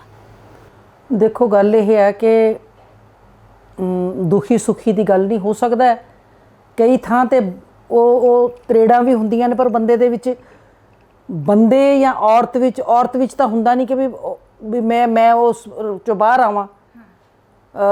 ਮੇਰੇ ਹਿਸਾਬ ਨਾਲ ਬਹੁਤ ਜ਼ਿਆਦਾ ਔਰਤਾਂ ਆਪਣੀ ਛੱਤ ਨੂੰ ਬਰਕਰਾਰ ਰੱਖਣਾ ਚਾਹੁੰਦੀਆਂ ਨੇ। ਜਿਹੜੀਆਂ ਇਸ ਕਿਸਮ ਦੀਆਂ ਔਰਤਾਂ ਨੇ, ਉਹ ਪ੍ਰਾਵਿਵਾਹਿਤ ਜਾਂ ਵਿਆਹ ਤੋਂ ਬਾਹਰਲੇ ਰਿਸ਼ਤੇ ਨਹੀਂ ਬਣਾਉਂਦੀਆਂ। ਮੈਂ ਇੱਥੇ ਇੱਕ ਹੋਰ ਗੱਲ ਕਰਦੀ ਹਾਂ। ਸਾਡੀ ਸੁਸਾਇਟੀ, ਸਾਡਾ ਸਿਸਟਮ, ਇਹ ਜਦੋਂ ਮੈਂ ਕਿਤਾਬ ਲਿਖ ਰਹੀ ਸੀ ਤੇ ਉਹ 'ਚ ਲਿਖਿਆ ਸੀ ਵੀ 95% 90% ਬੰਦੇ ਜਿਹੜੇ ਨੇ ਉਹ ਐਕਸਟਰਾ, ਮਤਲਬ ਕਿ ਵਿਆਹ ਤੋਂ ਬਾਹਰ ਸੰਬੰਧ ਰੱਖਦੇ ਨੇ। ਪਰ ਉਹ ਮੈਂ ਸੋਚਿਆ ਵੀ ਜਿਹੜੇ ਬੰਦੇ ਵਿਆਹ ਤੋਂ ਬਾਹਰ 95% ਰੱਖਦੇ ਨੇ, ਔਰਤਾਂ 20% ਰੱਖਦੀਆਂ ਨੇ। ਭਾਈ ਬੰਦੇ ਵੀ ਤਾਂ ਔਰਤਾਂ ਨਾਲ ਹੀ ਰੱਖਦੇ ਨੇ। ਬਿਲਕੁਲ, ਮੈਂ ਇਹੀ ਗੱਲ ਤੁਹਾਨੂੰ ਕਹਿਣ ਵਾਲੀ। ਤੇ ਉਹ 95% ਬੰਦੇ ਕਿਵੇਂ ਹੋਏ, ਔਰਤਾਂ ਕਿਉਂ ਨਹੀਂ ਹੋਈਆਂ? ਤੋ ਰੁਪਿੰਦਰ ਇੱਥੇ ਇੱਥੇ ਇਹ ਜਦੋਂ ਤੁਸੀਂ ਆਪਣਾ ਮਗਜ਼ ਜਿਹੜਾ ਆਪਣਾ ਸਵਾਰ ਕੇ ਦੇਖਦੇ ਹੋ ਆਪਣੇ ਦਿਮਾਗ ਨੂੰ, ਸਾਰੀਆਂ ਔਰਤਾਂ ਆਪਣੀ ਮਰਜ਼ੀ ਨਾਲ ਨਹੀਂ ਜਾਂਦੀਆਂ। ਅੱਛਾ ਜੀ। ਹਰ ਔਰਤ ਦੀ ਮਰਜ਼ੀ ਨਹੀਂ ਹੁੰਦੀ। ਮੈਂ ਜਾਣਦੀ ਹਾਂ ਸਾਡਾ ਪੋਲੀਟੀਕਲ ਸਿਸਟਮ, ਬਿਊਰੋਕ੍ਰੇਸੀ ਸਿਸਟਮ ਕਿੰਨਾ ਮਾੜਾ ਹੈ। ਨਿੱਕੀ ਜਿਹੀ ਟ੍ਰਾਂਸਫਰ ਕਰਾਉਣੀ ਹੈ, ਕਿਸੇ ਨੇ ਆਪਣੀ ਕੋਈ ਪ੍ਰੋਬਲਮ, ਤੁਹਾਡੀ ਨੌਕਰੀ ਪੇਸ਼ੇ ਦੀ ਪ੍ਰੋਬਲਮ ਹੈ, ਉਹਨੂੰ ਸੋਲਵ ਕਰਨਾ ਆ, ਉਹ ਇੱਕ ਇਕੱਲੀ ਕਾਰੀ ਔਰਤ ਜਿਹਦਾ ਪਿੱਛੇ ਪਿਛੋਕੜ ਨਹੀਂ ਕੋਈ ਹੈ, ਉਹਨੂੰ ਕਿੰਨਾ ਸਥਿਤੀਆਂ 'ਚੋਂ ਲੰਘਣਾ ਪੈਂਦਾ ਆ। ਉਹ ਮਜਬੂਰ ਹੋਈਆਂ ਔਰਤਾਂ, ਕਈ ਮਜਬੂਰੀ ਦੇ ਵਸ ਜੁੜਦੀਆਂ ਨੇ, ਕਈ ਔਰਤਾਂ ਰੇਪ ਹੁੰਦੀਆਂ ਨੇ, ਬਹੁਤ ਥੋੜ੍ਹੀਆਂ ਔਰਤਾਂ ਨੇ ਜਿਹੜੀਆਂ ਆਪਣੀ ਮਰਜ਼ੀ ਨਾਲ ਉਹ ਵਿਆਹ ਬਾਰੇ ਸੰਬੰਧ ਬਣਾਉਂਦੀਆਂ ਨੇ। ਵੱਡਾ ਹਿੱਸਾ ਜਿਹੜਾ ਕਿ ਉਹ ਇਸ ਕਿਸਮ ਦਾ ਹਿੱਸਾ ਹੈ। ਘਰ ਦੇ ਵਿੱਚ ਨੌਕਰਾਣੀਆਂ ਨੇ, ਨੌਕਰਾਣੀਆਂ ਨੂੰ ਕਿਹੜੀ ਇੱਛਾ ਹੋਊਗੀ? ਨੌਕਰਾਣੀਆਂ ਨੇ ਤਾਂ ਆਪਣੇ ਘਰ 'ਚ ਕੰਮ ਕਰਨ ਆਉਂਦੀਆਂ ਨੇ, ਪੇਟ ਪਾਲਣਾ, ਬੱਚੇ ਪਾਲਣੇ ਨੇ, ਉਹਨਾਂ ਨੇ ਕਿਹੜਾ ਖਾਵਨ ਛੱਡਣਾ ਹੈ। ਬਿਲਕੁਲ। ਬੜੇ ਵੱਡਿਆਂ ਬੜਾ ਕੁਛ ਹੈ। ਮੈਂ ਇਹਦੀ ਗੱਲ ਕਰਨ ਲੱਗੇ ਵੀ ਬੜੀ ਮਤਲਬ ਕਿ ਅਜੀਬ ਕਿਸਮ ਦੀ ਕੋਫਤ ਹੁੰਦੀ ਹੈ, ਕਹਿਣਾ ਆਉਂਦੀ ਹੈ ਇੱਕ ਕਿਸਮ ਦੀ ਵੀ ਕਿਹੋ ਜਿਹੀ ਗੱਲ ਹੈ। ਔਰਤਾਂ ਕਿੱਥੋਂ ਸੰਭਲ ਲੈਣਗੀਆਂ? ਉਹ ਕੁੜੀਆਂ ਮਜਬੂਰੀ ਵਸ ਇਸ ਅਲਖ ਦੇ ਵਿੱਚ। ਮੇਰੀ ਇੱਕ ਕਵਿਤਾ ਹੈਗੀ ਹੈ ਕਈ ਕਿ ਉਹ ਬੰਦਾ ਕਹਿੰਦਾ ਕਿ ਕਿੰਨੀਆਂ ਆਪਣੇ ਆਪ ਤੇ ਕਿੰਨੀਆਂ ਮਜਬੂਰੀ ਵਸ ਮੇਰੇ ਨਾਲ ਭੋਗ ਵਿਲਾਸ ਕਰਨਗੀਆਂ। ਇਹ ਔਰਤਾਂ ਦੀ ਮਜਬੂਰੀ ਹੈ, ਸਾਡੇ ਸਮੇਂ ਦੀ ਲੋੜ ਹੈ। ਔਰਤਾਂ ਨੌਕਰੀ ਕਰਦੀਆਂ ਨੇ ਆਪਣੇ ਪਰਿਵਾਰ ਨੂੰ ਅਪਲਿਫਟ ਕਰਨ ਲਈ। ਅੱਜ ਕੱਲ੍ਹ ਪੁੱਛਿਆ ਜਾਂਦਾ ਵੀ ਕੁੜੀ ਕਿੰਨੀ ਪੜ੍ਹੀ ਹੋਈ ਹੈ? ਕੁੜੀ ਨੌਕਰੀ ਕਰਦੀ ਹੈ, ਸਰਕਾਰੀ ਨੌਕਰੀ ਕਰਦੀ ਹੈ। ਮੁੰਡੇ ਦਾ ਹੀ ਪੁੱਛਦੇ ਆ। ਕੁੜੀ ਨੌਕਰੀ ਕਰਦੀ ਹੈ ਤੇ ਉਹਦਾ ਰੈਂਕ ਵੱਧਦਾ ਆ। ਕੁੜੀ ਨੌਕਰੀ ਨਹੀਂ, ਬਹੁਤ ਘੱਟ ਹੋਣ, ਮੇਰਾ ਖਿਆਲ ਹੈ ਵਿਰਲੇ ਹੀ ਹੋਣਗੇ ਜਿਨ੍ਹਾਂ ਨੂੰ ਕੁੜੀਆਂ ਪੜ੍ਹੀਆਂ ਲਿਖੀਆਂ ਨੌਕਰੀ ਕਰਦੀਆਂ ਨਹੀਂ ਚਾਹੀਦੀਆਂ। ਠੀਕ ਹੈ। ਔਰ ਉਹ ਕੁੜੀਆਂ ਨੌਕਰੀ ਇਸੇ ਕਰਕੇ ਆਪਣੇ ਘਰ ਨੂੰ ਅਪਲਿਫਟ ਕਰਨ ਵਾਸਤੇ ਕਰਦੀਆਂ ਨੇ। ਰਹੀ ਗੱਲ ਕਿ ਉਹ ਚਾਹੁੰਦੀਆਂ ਨੇ ਜਾਂ ਨਹੀਂ ਚਾਹੁੰਦੀਆਂ, ਜਿਹੜੀਆਂ ਬੇਬਾਕੀ ਨਾਲ ਜਿਉਂਦੀਆਂ ਨੇ, ਇਕੱਲੀਆਂ ਜਿਉਂਦੀਆਂ ਨੇ, ਉਹ ਬੰਦੇ ਨੂੰ ਇਹ ਲੱਗਦਾ ਹੈ ਕਿ ਵੀ ਇਹ ਤਾਂ ਅਵੇਲੇਬਲ ਹੈ। ਇਕੱਲੀ ਰਹਿੰਦੀ ਔਰਤ ਹਰੇਕ ਨੂੰ ਲੱਗਦਾ ਅਵੇਲੇਬਲ ਹੈ, ਤਾਂ ਕਿਵੇਂ ਨਾ ਕਿਵੇਂ ਗਾਹੇ ਬਗਾਹੇ ਉਹਦੇ ਨਾਲ ਕੋਸ਼ਿਸ਼ ਕਰਨਗੇ। ਜਦੋਂ ਫਿਰ ਉਹਨਾਂ ਦੀ ਗੱਲ ਸਿਰੇ ਨਹੀਂ ਚੜ੍ਹਦੀ ਤਾਂ ਫਿਰ ਉਹ 10-10 ਗੱਲਾਂ ਕਰਦੇ ਨੇ। ਮੈਨੂੰ ਅਮਰਤਾ ਪ੍ਰੀਤਮ ਦੀ ਬਹੁਤ ਵਧੀਆ ਗੱਲ ਯਾਦ ਆਉਂਦੀ ਹੈ। ਉਹ ਕਹਿੰਦੀ ਆ ਜਾਣਗੇ ਅੱਖਾਂ 'ਚ ਦੋ ਅਥਰੂ ਲਟਕਾਈ, ਤਲੀ ਤੇ ਦਿਲ ਟਕਾਈ, ਆਖਣਗੇ ਆਈ ਲਵ ਯੂ। ਅਤੇ ਕਹਿੰਦੀ ਮੈਂ ਕਹਿੰਦੀ ਹੁੰਦੀ ਹਾਂ you just step down and get out. ਅਤੇ ਉਹ ਆ ਕੇ ਬੜੇ ਸਾਡੇ ਵੱਡੇ ਲੇਖਕ ਵੀ ਰੋਂਦੇ ਰਹੇ ਨੇ। ਉਹ ਅਮਰਤਾ ਕਿੰਨਿਆਂ ਕੁ ਨੂੰ ਇੱਕ ਔਰਤ ਕਿੰਨਿਆਂ ਕੁ ਨੂੰ ਇਸ਼ਕ ਕਰ ਲੂਗੀ, ਕਿੰਨਿਆਂ ਕੁ ਨੂੰ ਮੁਹੱਬਤ ਕਰ ਲੂਗੀ? ਮੱਥੇ 'ਤੇ ਹੱਥ ਰੱਖ ਕੇ ਰੋਣ ਵਾਲੀ ਕਹਾਣੀ ਹੈ। ਇਹ ਔਰਤ ਦੀ ਮਰਜ਼ੀ ਹੈ। ਜੇ ਅਮਰਤਾ ਸਾਹਿਰ ਨੂੰ ਵੀ ਇਸ਼ਕ ਕਰਦੀ ਹੈ, ਸਾਹਿਰ ਕਰਦਾ ਹੋਵੇ ਨਾ ਕਰਦਾ ਹੋਵੇ, ਇੱਕ ਪਾਸੜ ਹੋਵੇ, ਅਮਰਤਾ ਇਮਰੋਜ਼ ਨੂੰ ਇਸ਼ਕ ਇਮਰੋਜ਼ ਨਾਲ ਰਹਿੰਦੀ ਹੈ, ਉਹਦੀ ਮਰਜ਼ੀ ਹੈ। ਉਹ ਪ੍ਰੀਤਮ ਸਿੰਘ ਨਾਲ ਨਹੀਂ ਰਹੀ, ਉਹਦੀ ਮਰਜ਼ੀ ਹੈ। ਪ੍ਰੈਸਰ ਮੋਹਨ ਸਿੰਘ ਮੁਹੱਬਤ ਕਰਦਾ, ਉਹ ਕਹਿੰਦੀ ਜੀ ਅੱਜ ਮੈਂ ਮੁਹੱਬਤ ਨਹੀਂ ਕਰਦੀ, ਪਰ ਕਦੀ ਤਾਂ ਤੂੰ ਮੇਰੇ ਕੋਲ ਬੈਠੀ ਹੈ, ਹੁਣ ਮੈਂ ਕੱਲ੍ਹ ਨੂੰ ਕਹਾਂ ਕਿ ਨਹੀਂ ਮੈਂ ਤਾਂ ਕੌਣ ਰੁਪਿੰਦਰ, ਕਿਹੜੀ ਰੁਪਿੰਦਰ, ਤੇਰੇ ਨਾਲ ਮੇਰੀ ਕਿਸੇ ਗੱਲੋਂ ਹੋ ਜਾਂਦੀ ਹੈ, ਜਾਂ ਮੁੰਡਾ ਬੈਠਾ ਹੈ, ਮੈਂ ਇਸ ਨੂੰ ਕਹਿੰਦੀ ਗੱਲ ਕਰਦੀ ਹੈ, ਮੈਂ ਉਹ ਕੱਲ੍ਹ ਨੂੰ ਕੋਈ ਐਸੀ ਗੱਲ ਹੁੰਦੀ ਹੈ ਅਤੇ ਮੈਂ ਕਹਿੰਦੀ ਵੀ ਨਹੀਂ ਉਹ ਦਫਾ ਕਰ। ਜਿਵੇਂ ਅਮਰਤਾ ਨੇ ਕਿਹਾ ਸੀ ਆਈ ਹੇਟ ਹਿਮ, ਬਿਲਕੁਲ ਪੋਚਾ ਫੇਰ ਦਿਓ। ਸੋ ਇਹ ਵੀ ਗਲਤ ਹੁੰਦਾ ਹੈ। ਅਸੀਂ ਕਿਸ ਖਿੱਤੇ 'ਚ ਕਿਸੇ ਨਾਲ ਤੁਰੇ ਹਾਂ, ਉਹ ਪਲ ਜਿਹੜੇ ਸੁਖਾਵੇਂ ਸੀਗੇ। ਹੁਣ ਕੋਈ ਕਿਹੜੀਆਂ ਮਜਬੂਰੀਆਂ ਕੋਈ ਵੀ ਹੋ ਸਕਦੀਆਂ ਨੇ, ਉਹਦੇ ਨਾਲ ਨਹੀਂ ਤੁਰਿਆ ਜਾਂਦਾ ਅਤੇ ਉਹ ਸੁਖਾਵੇਂ ਪਲ ਤੁਹਾਡੇ ਨਾਲ ਹੋਣਗੇ। ਹੁਣ ਜੇ ਮੈਂ ਆਪਣੀ ਗੱਲ ਕਰਦੀ ਹਾਂ, ਮੈਨੂੰ ਇੱਕ ਮੇਰੀ ਦੋਸਤ ਨੇ ਕਿਹਾ ਕਿ ਤੇਰੇ ਅੰਦਰੋਂ ਤਾਂ ਉਹ ਮਰਿਆ ਹੀ ਨਹੀਂ। ਮੈਂ ਕਿਹਾ ਹਾਂ, ਨਹੀਂ ਮਰਿਆ। ਜੋ ਉਹਦੀ ਅੱਛਾਈ ਹੈ, ਜੋ ਉਹਦੀ ਮੁਹੱਬਤ ਹੈ, ਜੋ ਉਹਨੇ ਮੇਰੇ ਲਈ ਬੜਾ ਵਧੀਆ ਕੀਤਾ, ਮੇਰਾ ਖਿਆਲ ਹੈ ਕਿ ਵੀ ਮੈਂ ਕਦੀ ਨਾ ਫਿਲਮ ਫੈਸਟੀਵਲ ਦੇਖਣੇ ਸੀ, ਨਾ ਮੈਂ ਬੁੱਕ ਫੇਅਰ 'ਤੇ ਜਾਣਾ ਸੀ, ਕਿ ਚਾਹੇ ਉਹ ਕਲਕੱਤੇ ਹੁੰਦਾ, ਚਾਹੇ ਬੰਬੇ ਹੁੰਦਾ, ਚਾਹੇ ਮਦਰਾਸ ਹੁੰਦਾ, ਚਾਹੇ ਦਿੱਲੀ ਹੁੰਦਾ, ਉਹ ਮੈਨੂੰ ਨਾਲ ਲੈ ਕੇ ਜਾਂਦਾ ਸੀ।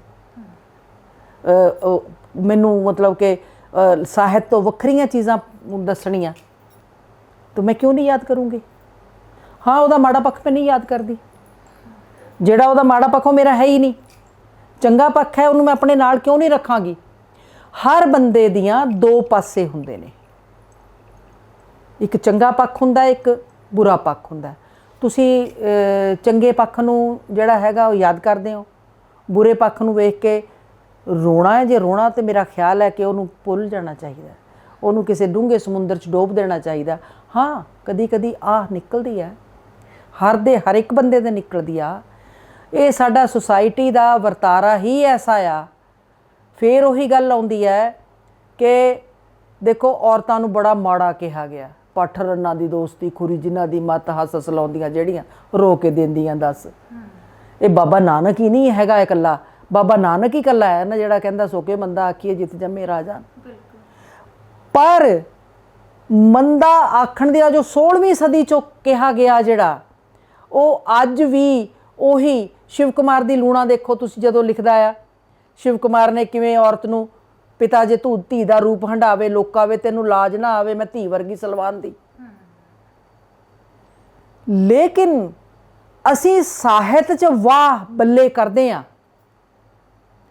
ਤੁਸੀਂ ਆਪਾਂ ਇਸ ਤੋਂ ਜਦੋਂ ਗੱਲ ਹੀ ਤੋਰਦੀ ਆ, ਇਹ ਕਈ ਕੁੜੀਆਂ ਸਕਿਆਂ ਪਿਓਾਂ ਨਾਲ ਦੋ ਤੋਂ ਖਰਾਬ ਹੁੰਦੀਆਂ ਨੇ। ਉਹਨਾਂ ਨੂੰ ਸਕੇ ਪਿਓ ਨੂੰ ਨਹੀਂ ਪਤਾ ਹੁੰਦਾ ਵੀ ਕੀ ਹੁੰਦਾ ਹੈ। ਇੱਕ ਉਹ ਕਿ ਨਸ਼ੇ ਕਰ ਲਏ, ਪੱਤੇ ਕਰ ਲਏ, ਤੇ ਇੱਕ ਔਰਤ ਚਾਹੀਦੀ ਕੋਈ ਵੀ ਹੋ ਸਕਦੀ। ਉਹ ਕਿਸੇ ਨੇ ਪਿੱਛੇ ਇਹ ਬੜੇ ਸਾਲਾਂ ਦੀ ਗੱਲ ਹੈ, ਕਿਸੇ ਮੇਰਾ ਖਿਆਲ ਪਿੰਡ ਦੀ ਗੱਲ ਹੈ, ਕਿ ਜਿਸ ਲਈ ਉਹਨੂੰ ਪਰੇ 'ਚ ਖੜਾ ਕੀਤਾ ਵੀ ਤੂੰ ਕੀ ਕੀਤਾ। ਇਹ ਕਹਿੰਦਾ ਮੇਰੀ ਆਪਣੀ ਜਾਇਦਾਦ ਹੈ, ਮੇਰੀ ਪੈਦਾਵਾਰ ਹੈ, ਮੈਂ ਜੋ ਮਰਜ਼ੀ ਕਰਾਂ। ਤੁਸੀਂ ਉਸ ਸੋਚ ਨੂੰ, ਉਸ ਗੰਦ ਨੂੰ ਕਿੱਥੇ ਧਰੋਗੇ। ਸੋ ਮੈਨੂੰ ਇਸ ਗੱਲ ਤੋਂ ਥੋੜ੍ਹੀ ਜਿਹੀ, ਮੈਂ ਜਿਹਨੂੰ ਤੁਸੀਂ ਕਹੋਗੇ ਉਦਾਸੀਨਤਾ ਇਸ ਗੱਲ ਦੀ, ਕਿ ਇਹਦੇ ਵਿੱਚ ਕਿ ਜਿਹੜੇ ਇਹ ਅਣਸੁਖਾਵੇਂ ਰਿਸ਼ਤੇ ਨੇ, ਕੌਣ ਆਪਣੇ ਆਪ ਨੂੰ ਪਿੱਛੇ ਕਰੂਗਾ। ਔਰਤ ਕਰੂਗੀ, ਮਰਦ ਕਰੂਗਾ। ਜਿੰਨਾ 'ਚ ਇਹ ਜਿਹੜੀ ਕਰਨੀ। ਹੁਣ ਇਹਦੇ ਵਿੱਚ ਇੱਕ ਨਜ਼ਮ, ਮੈਂ ਇੱਕ ਬੰਦੇ ਨੂੰ ਮਿਲੀ ਹਾਂ, ਬੜਾ ਵਧੀਆ ਬੰਦਾ। ਉਹਦੀ ਔਰਤ ਕਹਿੰਦੀ ਹੈ ਤੂੰ DNA ਟੈਸਟ ਕਰਵਾ ਲੈ, ਇਹ ਨਿਆਣੇ ਤੇਰੇ ਹੈ ਹੀ ਨਹੀਂ। ਅੱਛਾ ਜੀ। ਜਿਹਦੀ ਬੜੀ ਵਧੀਆ ਲਵ ਮੈਰਿਜ ਹੋਈ ਹੈ ਉਹ ਔਰਤ ਕਹਿੰਦੀ ਹੈ ਵੀ ਤੂੰ DNA ਟੈਸਟ ਕਰਵਾ ਲੈ, ਇਹ ਤਾਂ ਬੱਚੇ ਹੀ ਤੇਰੇ ਨਹੀਂ ਗੇ। ਉਸ ਔਰਤ ਨੂੰ ਕੀ ਕਹੋਗੇ ਤੁਸੀਂ।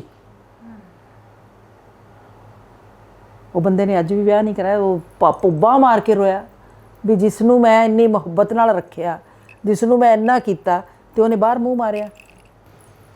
ਇਹਦਾ ਮਤਲਬ ਫਿਰ ਤਕਲੀਫ 'ਚ ਵੀ ਦੋਨੇ ਧਿਰਾਂ ਨੇ, ਦੋਨੋਂ ਵੀ ਹੋ ਸਕਦਾ। ਮੈਂ ਕਹਿੰਦੀ ਆ ਨਾ ਵੀ 5 ਉਂਗਲਾਂ ਬਰਾਬਰ ਨਹੀਂ ਹੁੰਦੀਆਂ। ਕਿਤੇ ਔਰਤ ਮਰ ਰਹੀ ਹੈ, ਕਿਤੇ ਮਰਦ ਮਰ ਰਿਹਾ ਹੈ। ਇਹ ਜਿਹੜਾ ਮੇਰਾ ਅਲਖ ਦੇ ਵਿੱਚ ਸੀਗਾ ਮੈਂ ਲੈਣ ਦਾ, ਸਾਰੇ ਦੇ ਸਾਰੇ ਬੰਦੇ ਮਾੜੇ ਨਹੀਂ ਹੈਗੇ। ਬੰਦਿਆਂ ਨੂੰ ਵੀ ਸਮਝ ਆ ਗਈ ਵੀ ਅਸੀਂ ਇਹਦੀ ਆਖਰੀ ਕਵਿਤਾ ਅਲਖ ਜਿਹੜੀ ਹੈ, ਉਹਦੇ 'ਚ ਬੰਦੇ ਕਹਿੰਦੇ ਨੇ ਵੀ ਇਹ ਤਾਂ ਹੁਣ ਸਾਡਾ ਹਿੱਸਾ ਵੰਡਾਉਣ ਆ ਗਈਆਂ, ਅਸੀਂ ਸੰਭਲੀਏ, ਇਹ ਜ਼ਰੂਰੀ ਹੈ। ਮੈਂ ਤੁਸੀਂ ਕਹੋ ਕਿ ਵੀ ਇੱਕ ਲੇਖਕ ਹੋਣਾ, ਇੱਕ ਲੇਖਕ ਇੱਕ ਆਪਣਾ ਸਮਾਧਾਨ ਦਿੰਦਾ ਹੈ, ਲੋਕਾਂ ਅੱਗੇ ਪੇਸ਼ ਕਰਦਾ ਵੀ ਆਹ ਗੱਲ ਬੰਦ ਕਰਨ ਵਾਸਤੇ, ਸ਼ਾਇਦ ਇਹ ਬੰਦ ਕਰਨ ਵਾਸਤੇ ਉਹੀ ਵਾਈਂਡ ਅਪ ਕੀਤਾ ਹੋਵੇ ਮੈਂ, ਵੀ ਬੰਦਿਆਂ ਨੂੰ ਸਮਝ ਆ ਗਈ ਇਹ ਵੀ ਇਹ ਹੁਣ ਔਰਤਾਂ ਵੀ ਇਸ ਰਾਹ ਤੁਰ ਪਈਆਂ। ਇਹਦੇ 'ਚ ਇੱਕ ਕਵਿਤਾ ਹੋਰ ਹੈ, ਉਹ ਬੰਦਾ ਕਹਿੰਦਾ ਵੀ ਮੈਨੂੰ ਤੁਸੀਂ ਨਜ਼ਮ ਦਿਓਗੇ।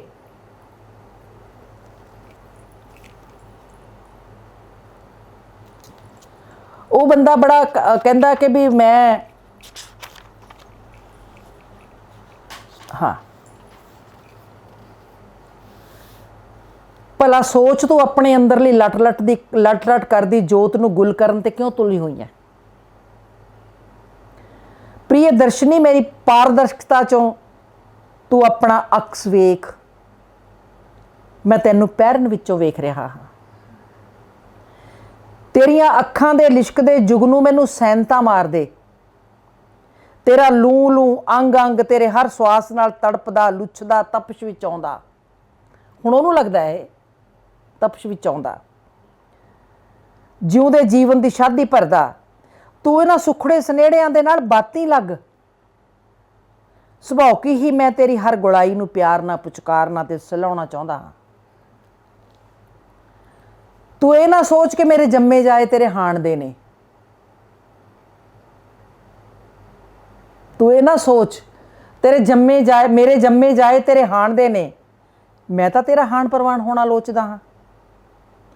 ਮੇਰੀਆਂ ਜ਼ਿੰਮੇਵਾਰੀਆਂ ਪ੍ਰਤੀ ਵੀ ਚਿੰਤਾਤੁਰ ਨਾ ਹੋ। ਇਹ ਮੇਰਾ ਜ਼ਿੰਮਾ ਹੈ, ਮੈਂ ਇਹਨਾਂ ਨੂੰ ਕਿਵੇਂ ਨਜਿੱਠਾਂ। ਮੈਂ ਤੇਰੇ ਲਈ ਉਹ ਸਭ ਕੁਝ ਕਰਨਾ ਲੋਚਦਾ ਜਿਸ ਦੀ ਮੇਰੀ ਜਾਚੇ ਤੂੰ ਤਲਬਗਾਰ ਨਹੀਂ ਸਗੋਂ ਹੱਕਦਾਰ ਹੈ। ਤੈਨੂੰ ਹਰ ਪਲ ਮੇਰੇ ਪ੍ਰੇਮ ਭਾ ਤੇ ਅਗਨ ਦੀ ਲੋੜ ਹੈ। ਤੇਰੇ ਹਰ ਮਾਮਲੇ ਨੂੰ ਨਜਿੱਠਣਾ ਮੇਰਾ ਚਾਅ। ਮੰਨਿਆ ਹੁਣ ਇੱਥੇ ਹੁਣ ਇਸ ਰਿਸ਼ਤੇ ਨੂੰ ਇਸ ਬੰਦੇ ਨੂੰ ਕੀ ਕਹੋਗੇ? ਮੰਨਿਆ ਸਾਡਾ ਇਹ ਰਿਸ਼ਤਾ ਸਾਡੇ ਦੋਹਾਂ ਦਰਮਿਆਨ ਰਹੇਗਾ। ਭਲੇ ਹੀ ਮੈਂ ਹਰ ਸਮੇਂ ਤੇਰੇ ਰਕਬੇ ਵਿੱਚ ਨਹੀਂ ਹੋਵਾਂਗਾ, ਪਰ ਕਲਪਨਾ ਦੇ ਸਾਗਰੀ ਤੇਰੇ ਵਿੱਚ ਗੁੰਨਿਆ ਰਹਾਂਗਾ। ਸੱਚ ਜਾਣੀ ਮੇਰੀ ਧਰਮ ਪਤਨੀ ਸਵਿਤਰੀ ਤੋਂ ਘੱਟ ਨਹੀਂ। ਮੈਂ ਇਹਨੂੰ ਅੰਡਰਲਾਈਨ ਕਰਦੀ ਹਾਂ। ਸੱਚ ਜਾਣੀ ਮੇਰੀ ਧਰਮ ਪਤਨੀ ਸਵਿਤਰੀ ਤੋਂ ਘੱਟ ਨਹੀਂ, ਪੂਰੀ ਤਰ੍ਹਾਂ ਸਮਰਪਿਤ ਹੈ ਮੈਨੂੰ, ਤੇ ਮੈਂ ਨਿਚੜ ਜਾਂਦਾ ਹਾਂ ਉਹਦੀ ਸਮਰਪਤਾ ਵਿੱਚ। ਬਾਕੀ ਬਚਦੀ ਰਿਆਸਤ ਦਾ ਹਰ ਹਿੱਸਾ ਤੈਨੂੰ ਅਰਪਦਾ ਹਾਂ। ਚਾਹੇ ਮੇਰੇ ਬੱਚੇ ਮੇਰੇ ਜਾਏ ਮੇਰੇ ਜਿਗਰ ਦੀ ਆਂਦਰ ਹਨ। ਉਹ ਮੁਹੱਬਤ ਪੈਤਰਿਕ ਹੈ, ਪਤਨੀ ਨਾਲ ਪ੍ਰਵਾਨਿਤ ਤਨ ਦਾ ਰਿਸ਼ਤਾ ਹੈ। ਤੇਰੇ ਨਾਲ ਜਜ਼ਬੇ ਦਾ, ਪਿਆਰ ਦਾ, ਥੋੜ ਦਾ। ਘੰਟਿਆਂ ਬੱਧੀ ਮੈਂ ਤੈਨੂੰ ਧਰਤੀ ਤੋਂ ਚੁੱਕ ਆਕਾਸ਼ੀ ਚਾੜ ਸਕਦਾ ਹਾਂ। ਮੇਰੇ ਵਿੱਚ ਦਾ ਮਰਦ ਤੇਰੇ ਅੰਗ ਅੰਗ ਵਿੱਚ ਰਮ ਜਾਏਗਾ। ਤੇਰੀ ਮੱਛੀ ਵਰਗੀ ਮਹਿਕ ਦਾ ਸੰਚਾਰ ਮੇਰੀ ਨਾੜ ਨਾੜ ਵਿੱਚ ਹੋਏਗਾ। ਮੈਂ ਜੋ ਨਿਭਾ ਰਿਹਾ ਨਾ ਰਗਕੁਲ ਰੀਤ, ਹੁਣ ਮੈਂ ਰਗਕੁਲ ਰੀਤ ਨੂੰ ਕਿੱਥੇ ਲੈ ਗਏ? ਰਗਕੁਲ ਰੀਤ ਸਦਾ ਬਨਿਆਈ ਰਾਮ, ਪ੍ਰਾਣ ਜਾਏ ਪਰ ਵਚਨ ਨਾ ਜਾਏ। ਪਰ ਉਹ ਰਗਕੁਲ ਰੀਤ ਕਿੱਥੇ ਨਿਭਾ ਰਿਹਾ? ਮੈਂ ਜੋ ਨਿਭਾ ਰਿਹਾ ਨਾ ਰਗਕੁਲ ਰੀਤ ਮੇਰੀ ਕਾਮਕਤਾ ਸਾਹਮਣੇ ਬੌਣੀ ਹੈ। ਮੈਂ ਤੇਰੇ ਸੰਗ ਮਰਦ ਧਰਮ ਹੰਢਾਵਾਂਗਾ। ਔਰਤ ਧਰਮ ਆਪਣਾ ਹੰਢਾਉਂਦੀ ਹੈ। ਮੈਂ ਤੇਰੇ ਸੰਗ ਮਰਦ ਧਰਮ ਹੰਢਾਵਾਂਗਾ। ਭਲੇ ਹੀ ਤੈਨੂੰ ਮੰਗਲ ਸੂਤਰ ਵਰਗਾ ਕੋਈ ਸਰਨਾਵਾ ਨਾ ਦੇ ਸਕਾਂ, ਮੈਂ ਉੱਤਰ ਜਾਵਾਂਗਾ ਤੇਰੀ ਤ੍ਰਿਸ਼ਨਾ ਦੀ ਮਿਆਨ ਅੰਦਰ। ਮੈਂ ਬਿਫਰ ਜਾਵਾਂਗਾ ਤੇਰੀ ਚਰਮ ਸੀਮਾ ਲਈ। ਬਾਰ-ਬਾਰ ਹਰ ਬਾਰ ਮੈਂ ਸੁਪਨਿਆਂ 'ਚ ਵੀ ਤੇਰਾ ਸੰਗ ਮਾਣਾਂਗਾ। ਜਦ ਵੀ ਸਮਾਂ ਮਿਲਿਆ ਮੈਂ ਤੇਰੇ ਨਾਲ ਸਹਿਵਾਸ ਕਰਾਂਗਾ। ਵਚਨ ਦੇ ਦਿੰਦਾ ਹਾਂ, ਆਤਮਿਕ ਤੌਰ 'ਤੇ ਮੈਂ ਤੇਰੀ ਹੀ ਰਿਆਸਤ ਰਹਾਂਗਾ। ਇਸ ਨੂੰ ਕੀ ਫਿਤਰਤ, ਮੈਂ ਫਿਤਰਤ ਕਹਿ ਸਕਦੀ। ਕੀ ਸਮਝਦੇ ਹੋ? ਇਹ ਇੰਨਾ ਕੁ ਸ਼ਰੀਊਡ ਹੋਣਾ, ਇੰਨਾ ਕੁ ਹਰ ਕਿਸਮ, ਇਹ ਲਾਲਚ ਵੀ ਹੈ, ਆਪਣੀ ਵਿਚਾਰਗੀ ਵੀ ਹੈ। ਇਹਨੂੰ ਕਿਸ ਕਿਸਮ ਦਾ ਨਾਂ ਦਿਓਗੇ ਤੁਸੀਂ? ਇਹ ਸਾਡੀ ਸੁਸਾਇਟੀ ਦਾ ਹਿੱਸਾ ਨੇ, ਜਿਹੜੇ ਉੱਚੀਆਂ ਗਰਦਨਾਂ ਕਰਕੇ ਬਾਹਾਂ ਕੱਢ ਕੇ ਗੱਲਾਂ ਕਰਦੇ ਨੇ। ਕੁਛ ਕੁ ਦਿਨ ਪਹਿਲਾਂ ਸਾਨੂੰ ਕੋਈ ਮਤਲਬ ਸਾਡੇ ਨਾਲ ਗੱਲ ਸਾਂਝੀ ਕਰ ਰਿਹਾ ਸੀ। ਉਹ ਕਹਿੰਦੇ ਵੀ ਇੱਕ ਬੰਦੇ ਦੇ 2 ਵਿਆਹ ਹੋ ਚੁੱਕੇ ਨੇ, ਤਾਂ ਉਹ ਕਹਿ ਰਿਹਾ ਕਿ ਹਾਲੇ ਤੱਕ ਮੈਨੂੰ ਮੁਹੱਬਤ ਨਹੀਂ ਮਿਲੀ, ਹੈ ਨਾ। ਤਾਂ ਮੈਂ ਇਸ ਕਵਿਤਾ 'ਚ ਉਹ ਫਿਤਰਤ ਮਤਲਬ ਸਮਝ ਰਹੀ ਸੀ ਕਿ ਜਿਹੜੀ ਇੱਕ ਤੁਸੀਂ ਆਪਣੇ ਆਪ ਨੂੰ ਇੱਕ ਭੁਲੇਖੇ 'ਚ ਰੱਖਦੇ ਹੋ, ਇੱਕ ਸਾਹਮਣੇ ਵਾਲੇ ਬੰਦੇ ਨੂੰ ਭੁਲੇਖੇ 'ਚ ਰੱਖਦੇ ਹੋ ਵੀ ਮੁਹੱਬਤ ਸਾਨੂੰ ਕੀ ਵਿਆਹ ਤੋਂ ਬਾਹਰਲੇ ਸੰਬੰਧਾਂ 'ਚ ਹੀ ਮਿਲ ਸਕਦੀ ਹੈ? ਦੇਖੋ ਗੱਲ ਇਹ ਹੈ, ਜੇ ਮੁਹੱਬਤ ਤੁਹਾਡੇ ਅੰਦਰੋਂ ਹੀ ਪੈਦਾ ਹੋਣੀ ਹੈ, ਤੁਹਾਡਾ ਜਿਹੜਾ ਆਪਣਾ ਆਪ ਹੈ, ਜਦੋਂ ਤੁਸੀਂ ਆਪ ਹੀ, ਉਹ ਕਹਿੰਦੇ ਹੁੰਦੇ ਨੇ ਵੀ ਹਲਕੇ ਕੁੱਤੇ ਵਾਂਗੂ ਤੁਰੇ ਫਿਰਨਾ ਹੈ, ਸੁੰਘਦੇ ਫਿਰਨਾ ਹੈ। ਹੁਣ ਇਹ ਮੀਡੀਆ ਕੀ ਕਰ ਰਿਹਾ ਸਾਡਾ ਇਹ ਫੇਸਬੁੱਕ, ਇਹ ਸਾਡੇ ਜਿੰਨੇ ਵੀ ਬਣੇ ਹੋਏ ਨੇ ਸਾਡੇ ਕੀ ਹੈਗੇ ਨੇ, ਮੈਂ ਤਾਂ ਉਹਨਾਂ ਨੂੰ ਵਰਤਦੀ ਵੀ ਨਹੀਂ। ਸੋਸ਼ਲ ਪਲੇਟਫਾਰਮ ਦੇ ਵਿੱਚ ਬੜਾ ਕੁਛ ਹੈ ਨਾ। ਉੱਥੇ ਕੀ ਹੈਗਾ ਆ ਕਿ ਮੁੰਡਿਆਂ ਦਾ, ਕੁੜੀਆਂ ਦਾ, ਬੰਦਿਆਂ ਦਾ, ਉੱਥੇ ਵੀ ਫਰੇਬ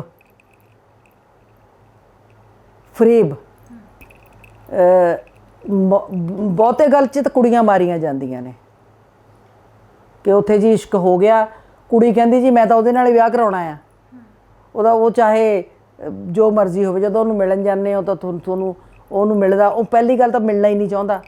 ਜੇ ਉਹ ਮਿਲਣ ਜਾਂਦਾ ਉਹ ਇਸ਼ਕ ਪਿੱਛੇ ਪੂਰੇ ਪੈਂਦੇ ਨੇ, ਜਦੋਂ ਗੱਲ ਆਉਂਦੀ ਹੈ ਵਿਆਹ ਦੀ ਤੇ ਫਿਰ ਉਹ ਪਰੇ ਹੁੰਦਾ ਹੈ।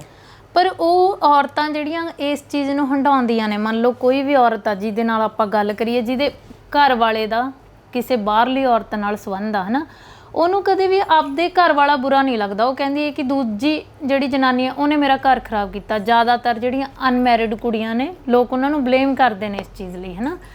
ਪਰ ਮੈਂ ਇਹ ਸੋਚਦੀ ਹਾਂ ਵੀ ਜਿਹੜੀ ਦੂਜੇ ਪਾਸੇ ਔਰਤ ਆ, ਜਿਹਦੀ ਗੱਲ ਤੁਸੀਂ ਇਸ ਕਿਤਾਬ 'ਚ ਕਰ ਰਹੇ ਹੋ, ਜਿਹਨੂੰ ਜਿਹੜੀ ਪੂਰੀ ਤਰ੍ਹਾਂ ਕੌਨਸ਼ੀਅਸ ਆਪਣੇ ਰਿਸ਼ਤੇ ਲਈ, ਜਿਹੜੀ ਇੱਕ ਸਟੇਜ 'ਤੇ ਪਿੱਛੇ ਵੀ ਜਾ ਕੇ ਹਟਦੀ ਹੈ, ਇੱਕ ਵਿਆਹੇ ਬੰਦੇ ਨਾਲ ਤੁਹਾਡਾ ਸੰਬੰਧ, ਜਿਹੜਾ ਆਪਣੀ ਪਤਨੀ ਨੂੰ ਕਦੇ ਵੀ ਤੁਹਾਡੇ ਲਈ ਛੱਡ ਨਹੀਂ ਸਕਦਾ, ਉਹ ਔਰਤਾਂ ਜਦੋਂ ਐਵੇਂ ਦੇ ਸੰਬੰਧ ਬਣਾਉਂਦੀਆਂ ਨੇ ਤਾਂ ਤੁਸੀਂ ਉਹਨਾਂ ਨੂੰ ਕੀ ਕਹੋਗੇ? ਉਹਨਾਂ ਦੀ ਇੰਟੈਂਸ਼ਨ ਕੀ ਹੋ ਸਕਦੀ ਹੈ ਉਸ ਚੀਜ਼ ਦੀ?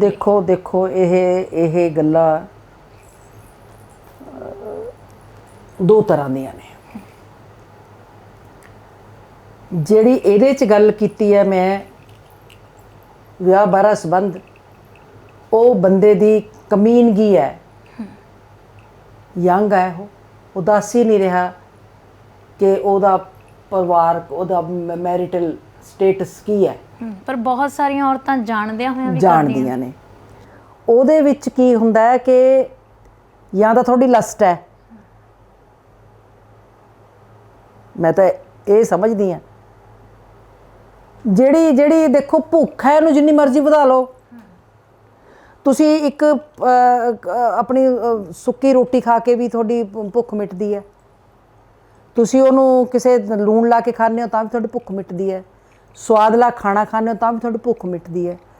ਲੇਕਿਨ ਜਦੋਂ ਤੁਹਾਨੂੰ ਇਹ ਹੁੰਦਾ ਕਿ ਵੀ ਨਹੀਂ ਮੈਂ ਉਹ ਵੀ ਖਾਵਾਂ, ਮੈਂ ਉਹ ਵੀ ਲਵਾਂ, ਮੈਂ ਇਹ ਤੁਹਾਡੀ ਹਿਰਸ ਹੈ, ਲਸਟ ਹੈ ਜਿਹੜੀ। ਉਹ ਜਦੋਂ ਕਹਿੰਦੇ ਇਹ ਕਿਸੇ ਔਰਤ ਦੀ, ਮੈਂ ਇੱਕ ਗੱਲ ਸਮਝਦੀ ਹਾਂ, ਕਿਸੇ ਔਰਤ ਦੀ ਜਦੋਂ ਨਾ ਉਹ ਇੱਕ ਮਰਦ ਨਾਲ ਔਰਤ ਦਾ ਰਿਸ਼ਤਾ ਹੋਣਾ ਹੀ ਬੜਾ ਆਪਣੇ ਆਪ ਦੇ ਵਿੱਚ ਔਖਾ ਹੁੰਦਾ ਹੈ, ਮੈਂ ਸਮਝਦੀ ਹਾਂ। ਤੂੰ ਕੀ ਸਮਝਦੀ ਆ ਨਹੀਂ ਮੈਨੂੰ ਪਤਾ। ਈਵਨ ਮੁਹੱਬਤ ਹੋਣੀ, ਇੰਟੀਮੇਟ ਹੋਣਾ, ਜਿਹੜਾ ਇੰਟੀਮੇਟ ਹੋਣਾ ਉਹ ਥੋੜ੍ਹਾ ਉਹ ਸੌਖਾ ਨਹੀਂ ਹੁੰਦਾ, ਮੇਰੇ ਲਈ ਉਹ ਸੌਖਾ ਨਹੀਂ। ਇੱਕ ਵਾਰ ਉਹ ਦੂਸਰੀ ਵਾਰ ਇੰਟੀਮੇਟ ਹੋਣਾ, ਮੇਰਾ ਖਿਆਲ ਹੈ ਕਿ ਉਹ ਜਦੋਂ ਫਿਰ ਬੰਦੇ ਨੂੰ ਦੂਜੀ ਵਾਰ ਔਰਤ ਗਈ, ਉਹ ਪਰਦਾ ਦੂਈ ਦਾ ਖਤਮ ਹੋਇਆ, ਸ਼ਰਮ ਦਾ ਪਰਦਾ ਹੀ ਲੈ ਗਿਆ, ਫਿਰ ਉਹਨੂੰ ਤੂੰ ਨਹੀਂ ਔਰ ਸਹੀ, ਔਰ ਨਹੀਂ ਔਰ ਸਹੀ। ਇਹ ਮੈਂ ਇਹਨਾਂ ਇਸ ਕਿਸਮ ਦੀਆਂ ਔਰਤਾਂ ਲਈ ਜਿਹੜਾ ਲਫ਼ਜ਼ ਵਰਤੂੰਗੀ, ਮੁਆਫ ਕਰਨਾ ਮੈਨੂੰ, ਕਿ ਜਿਵੇਂ ਲਾਲ ਡੋਰੇ ਦੇ ਉੱਤੇ ਬੈਠੀਆਂ ਜਾਂ ਕੋਠੇ ਵਾਲੀਆਂ ਕੁੜੀਆਂ, ਸੌਰੀ, ਉਹ ਇਸ ਕਿਸਮ ਦਾ ਪਤੀ ਨੂੰ ਪਤਾ ਨਹੀਂ ਹੈ। ਕਈ ਵਾਰ ਪਤੀ ਨੂੰ ਉਹ ਪਤਾ ਲੱਗਦਾ ਆ, ਮਾਰ ਕੁਟਾਈ ਵੀ ਹੁੰਦੀ ਹੈ, ਕਈ ਵਾਰ ਉਹ ਛੱਡ ਦਿੰਦੀਆਂ ਨੇ, ਕਈ ਵਾਰ ਉਹ। ਅੱਜ ਕੱਲ੍ਹ ਘਰ ਟੁੱਟ ਕਿਉਂ ਰਹੇ ਨੇ? ਕਿਉਂ ਟੁੱਟ ਰਹੇ ਨੇ ਅੱਜ ਕੱਲ੍ਹ ਘਰ? ਸਾਡੇ ਅਜੋਕੇ ਸਮਾਜ ਵਿੱਚ ਘਰ ਟੁੱਟ ਕਿਉਂ ਰਹੇ ਨੇ? ਸੋ ਕਾਲਡ ਲਵ ਮੈਰਿਜਿਸ ਜ਼ਿਆਦਾ ਟੁੱਟਦੀਆਂ ਨੇ। ਤੁਸੀਂ ਜਦੋਂ ਮਿਲਦੇ ਹੋ ਚੰਗਾ ਦਿਖਾਉਂਦੇ ਹੋ ਤੁਸੀਂ ਇੱਕ ਦੂਜੇ ਨੂੰ, ਲੇਕਿਨ ਜੇ ਤੁਹਾਨੂੰ ਨਾਲ ਰਹਿਣ ਦਾ ਮੌਕਾ ਮਿਲਦਾ ਹੈ ਫਿਰ ਤੁਹਾਡੀ ਟੋਟਲ ਲਾਈਫ ਦਾ ਪਤਾ ਲੱਗਦਾ ਹੈ ਵੀ ਤੁਸੀਂ ਕਿੱਦਾਂ ਦੇ ਹੋ। ਹੁਣ ਜੇ ਤੂੰ ਮੈਨੂੰ ਕਹੇਂਗੀ ਕਿ ਮੈਂ ਤਾਂ 11-12 ਸਾਲ ਲਿਵ ਇਨ ਰਿਲੇਸ਼ਨਸ਼ਿਪ ਹਾਂ ਮੈਂ ਇਹ ਗੱਲ ਤੁਹਾਨੂੰ ਕਹਿਣ ਵਾਲੀ ਸੀ ਕਿ ਤੁਸੀਂ ਮੈਂ ਵੈਸਟਰਨ ਤਾਂ 11-12 ਸਾਲ ਲਿਵ ਇਨ ਰਿਲੇਸ਼ਨ। ਉਸ ਬੰਦੇ ਨੂੰ ਮੇਰਾ ਚੰਗੀ ਤਰ੍ਹਾਂ ਨਾਲ ਪਤਾ ਸੀਗਾ, ਮੇਰੇ ਪਰਿਵਾਰ ਦਾ ਪਤਾ ਸੀ, ਮੇਰੇ ਪਰਿਵਾਰ ਵਾਲੇ ਸਾਰਿਆਂ ਨੂੰ ਪਤਾ ਸੀਗਾ। ਜਦੋਂ ਕਿ ਮੇਰੇ ਪਿਤਾ ਨੇ ਕਿਹਾ ਮੈਨੂੰ, ਕੁੜੇ ਤੁਸੀਂ ਰਹਿੰਦੇ ਵੀ ਉਵੇਂ ਹੀ ਹੋ। ਮੇਰੇ ਹੋਰ ਕੋਈ ਆਏ ਘਰ ਦੇ ਵਿੱਚ ਤੇ ਉਹਨਾਂ ਦਾ ਪਾਪਾ ਦਾ ਮਿੱਤਰ ਆਇਆ, ਉਹਨੂੰ ਕਹਿੰਦੇ ਕਿ ਵੀ ਭਾਈ ਇਹ ਭਾਈ ਸਾਹਿਬ ਇਹ ਰਹਿੰਦੇ ਵੀ ਉਵੇਂ ਹੀ ਨੇ। ਕਹਿ ਮੈਨੂੰ ਰਹੇ ਆ, ਇਹ ਰਹਿੰਦੇ ਵੀ ਉਵੇਂ ਹੀ ਨੇ, ਇਹ ਵਿਚਰਦੇ ਵੀ ਉਵੇਂ ਹੀ ਨੇ, ਇਸ ਰਿਸ਼ਤੇ ਨੂੰ ਕੁੜੇ ਕੋਈ ਨਾਂ ਦੇ ਦਿਓ। ਨਹੀਂ ਮੈਂ ਇਹੀ ਸੋਚ ਰਹੀ ਹਾਂ ਕਿ ਉਸ ਦੌਰ 'ਚ ਤੁਹਾਡੇ ਪਰਿਵਾਰ ਲਈ ਉਹ ਐਕਸੈਪਟੇਬਲ ਸੀ ਚੀਜ਼ ਕਿ ਤੁਸੀਂ ਕਿਸੇ ਨਾਲ ਵਿਆਹ ਤੋਂ ਪਹਿਲਾਂ। ਮੈਂ ਕਹਿੰਦੀ ਮੇਰੇ ਪਿਤਾ ਨੇ ਕਿਹਾ, ਮੇਰੇ ਪਿਤਾ ਨੇ ਕਿਹਾ ਕਿ ਇਸ ਰਿਸ਼ਤੇ ਨੂੰ ਕੋਈ ਨਾਂ ਦੇ ਦਿਓ। ਕੀ ਮਤਲਬ ਸੀ ਉਹਦਾ? ਇਸ ਰਿਸ਼ਤੇ ਨੂੰ ਕੋਈ ਨਾਂ ਦੇ ਦਿਓ ਕੁੜੇ, ਨਹੀਂ ਮੈਂ ਵਾਪਸ ਲੁਧਿਆਣੇ ਚਲਾ ਜਾਊਂਗਾ। ਮੇਰੀ ਮਾਂ ਦੀ ਡੈਥ ਹੋਣ ਨਾਲੇ ਰਿਸ਼ਤਾ ਪਿੱਛੇ ਅੱਗੇ ਆ ਗਿਆ, ਲੇਟ ਹੋ ਗਿਆ। ਸੋ ਜਿਹੜੇ ਪਰਿਵਾਰਾਂ ਮੈਨੂੰ ਲੇਕਿਨ ਮੈਂ ਫਿਰ ਇੱਥੇ ਕਹੂੰਗੀ ਕਿ ਉਹ ਇੰਨਾ ਸ਼ਰੂਡ ਸੀਗਾ। ਉਹ ਚਾਹ ਚੂ ਪੀਣ ਵਾਲੀਆਂ ਨੇ ਸਾਰੀਆਂ ਕੀ ਨੇ। ਮੈਨੂੰ ਯਾਦ ਹੈ ਕਿ ਮੈਂ ਜਦੋਂ ਦਿੱਲੀ ਜਾਣਾ, ਮੈਂ ਇਹ ਗੱਲ ਮੈਂ ਕਰ ਦਿੰਦੀ ਹਾਂ, ਮੈਂ ਦਿੱਲੀ ਜਾਣਾ ਕਵੀ ਦਰਬਾਰਾਂ ਦੇ ਉੱਤੇ 15 ਅਗਸਤ ਨੂੰ 26 ਜਨਵਰੀ ਨੂੰ, ਉਹਨਾਂ ਔਰਤਾਂ ਨੇ ਖੜੀਆਂ ਹੋਣਾ ਕਿ ਮੈਨੂੰ ਲੈ ਕੇ ਕਿਹਨੇ ਜਾਣਾ ਆ, ਜਿਹੜੀਆਂ ਉਹਦੀਆਂ ਮੁਹੱਬਤੀ ਸੀਗੀਆਂ। ਔਰ ਰਾਤ ਸਾਰੀ ਰਾਤ ਉਹਦੀ ਗੱਲਾਂ ਕਰਨੀਆਂ। ਇੱਕ ਦਿਨ ਮੈਨੂੰ ਇੱਕ ਔਰਤ ਕਹਿੰਦੀ, ਵੱਡੀ ਲੇਖਕਾ ਆ, ਮੈਨੂੰ ਕਹਿੰਦੀ ਕਿ ਉਹਦੀ ਚਿੱਠੀ ਹੈ, ਉਹਨੇ ਮੈਨੂੰ ਚਿੱਠੀ ਲਿਖੀ ਬਈ ਤੂੰ ਤਾਂ ਠੰਡੀ ਹੈ। ਮੈਨੂੰ ਠੰਡੀ ਦਾ ਸਮਝ ਆਉਂਦੀ ਨਹੀਂ ਸੀ, ਮੈਨੂੰ ਸਮਝਾਇਆ, ਉਹ ਨਹੀਂ ਸਮਝਾਇਆ। ਕਹਿੰਦੇ ਉਹਨੇ ਚਿੱਠੀ ਲਿਖੀ ਮੈਨੂੰ, ਉਹਨੇ ਮੈਨੂੰ ਉਹਦੀ ਚਿੱਠੀ ਪੜ੍ਹਾਈ। ਮੈਂ ਇਹਦੇ ਕੋਲ ਆਈ, ਮੈਂ ਕਿਹਾ ਵੀ ਉਹ ਤਾਂ ਕਹਿੰਦਾ ਸ਼ੀ ਇਜ਼ ਸਟੂਪਿਡ। ਉਹ ਮੈਨੂੰ ਬਾਅਦ 'ਚ ਉਹਦੀਆਂ ਕਿਤਾਬਾਂ ਵਿੱਚ ਉਹਦੀ ਚਿੱਠੀ ਮਿਲੀ ਕਿ ਮੈਂ ਤਾਂ ਤੇਰੀ ਗੈਰ ਹਾਜ਼ਰੀ 'ਚ ਹੁਣ ਤੁਸੀਂ ਦੇਖੋ ਵੀ ਔਰਤ ਕਿੱਥੇ ਖੜੀ ਹੈ। ਮੈਂ ਤਾਂ ਤੇਰੀ ਗੈਰ ਹਾਜ਼ਰੀ 'ਚ ਤੂੰ ਨਹੀਂ ਹੁੰਦਾ ਤੇ ਮੈਂ ਆਪਣੇ ਕੱਪੜੇ ਵੀ ਫਾੜ ਲੈਂਦੀ ਹਾਂ, ਪਿੰਡਾਂ 'ਚ ਰੀਟ ਲੈਂਦੀ ਹਾਂ, ਤੂੰ ਮੈਨੂੰ ਠੰਡੀ ਕਹਿ ਰਿਹਾ। ਇਹ ਕਿਸ ਕਿਸਮ ਦੀ ਔਰਤ ਦੀ ਗੱਲ ਕਰਦੇ ਹੋ?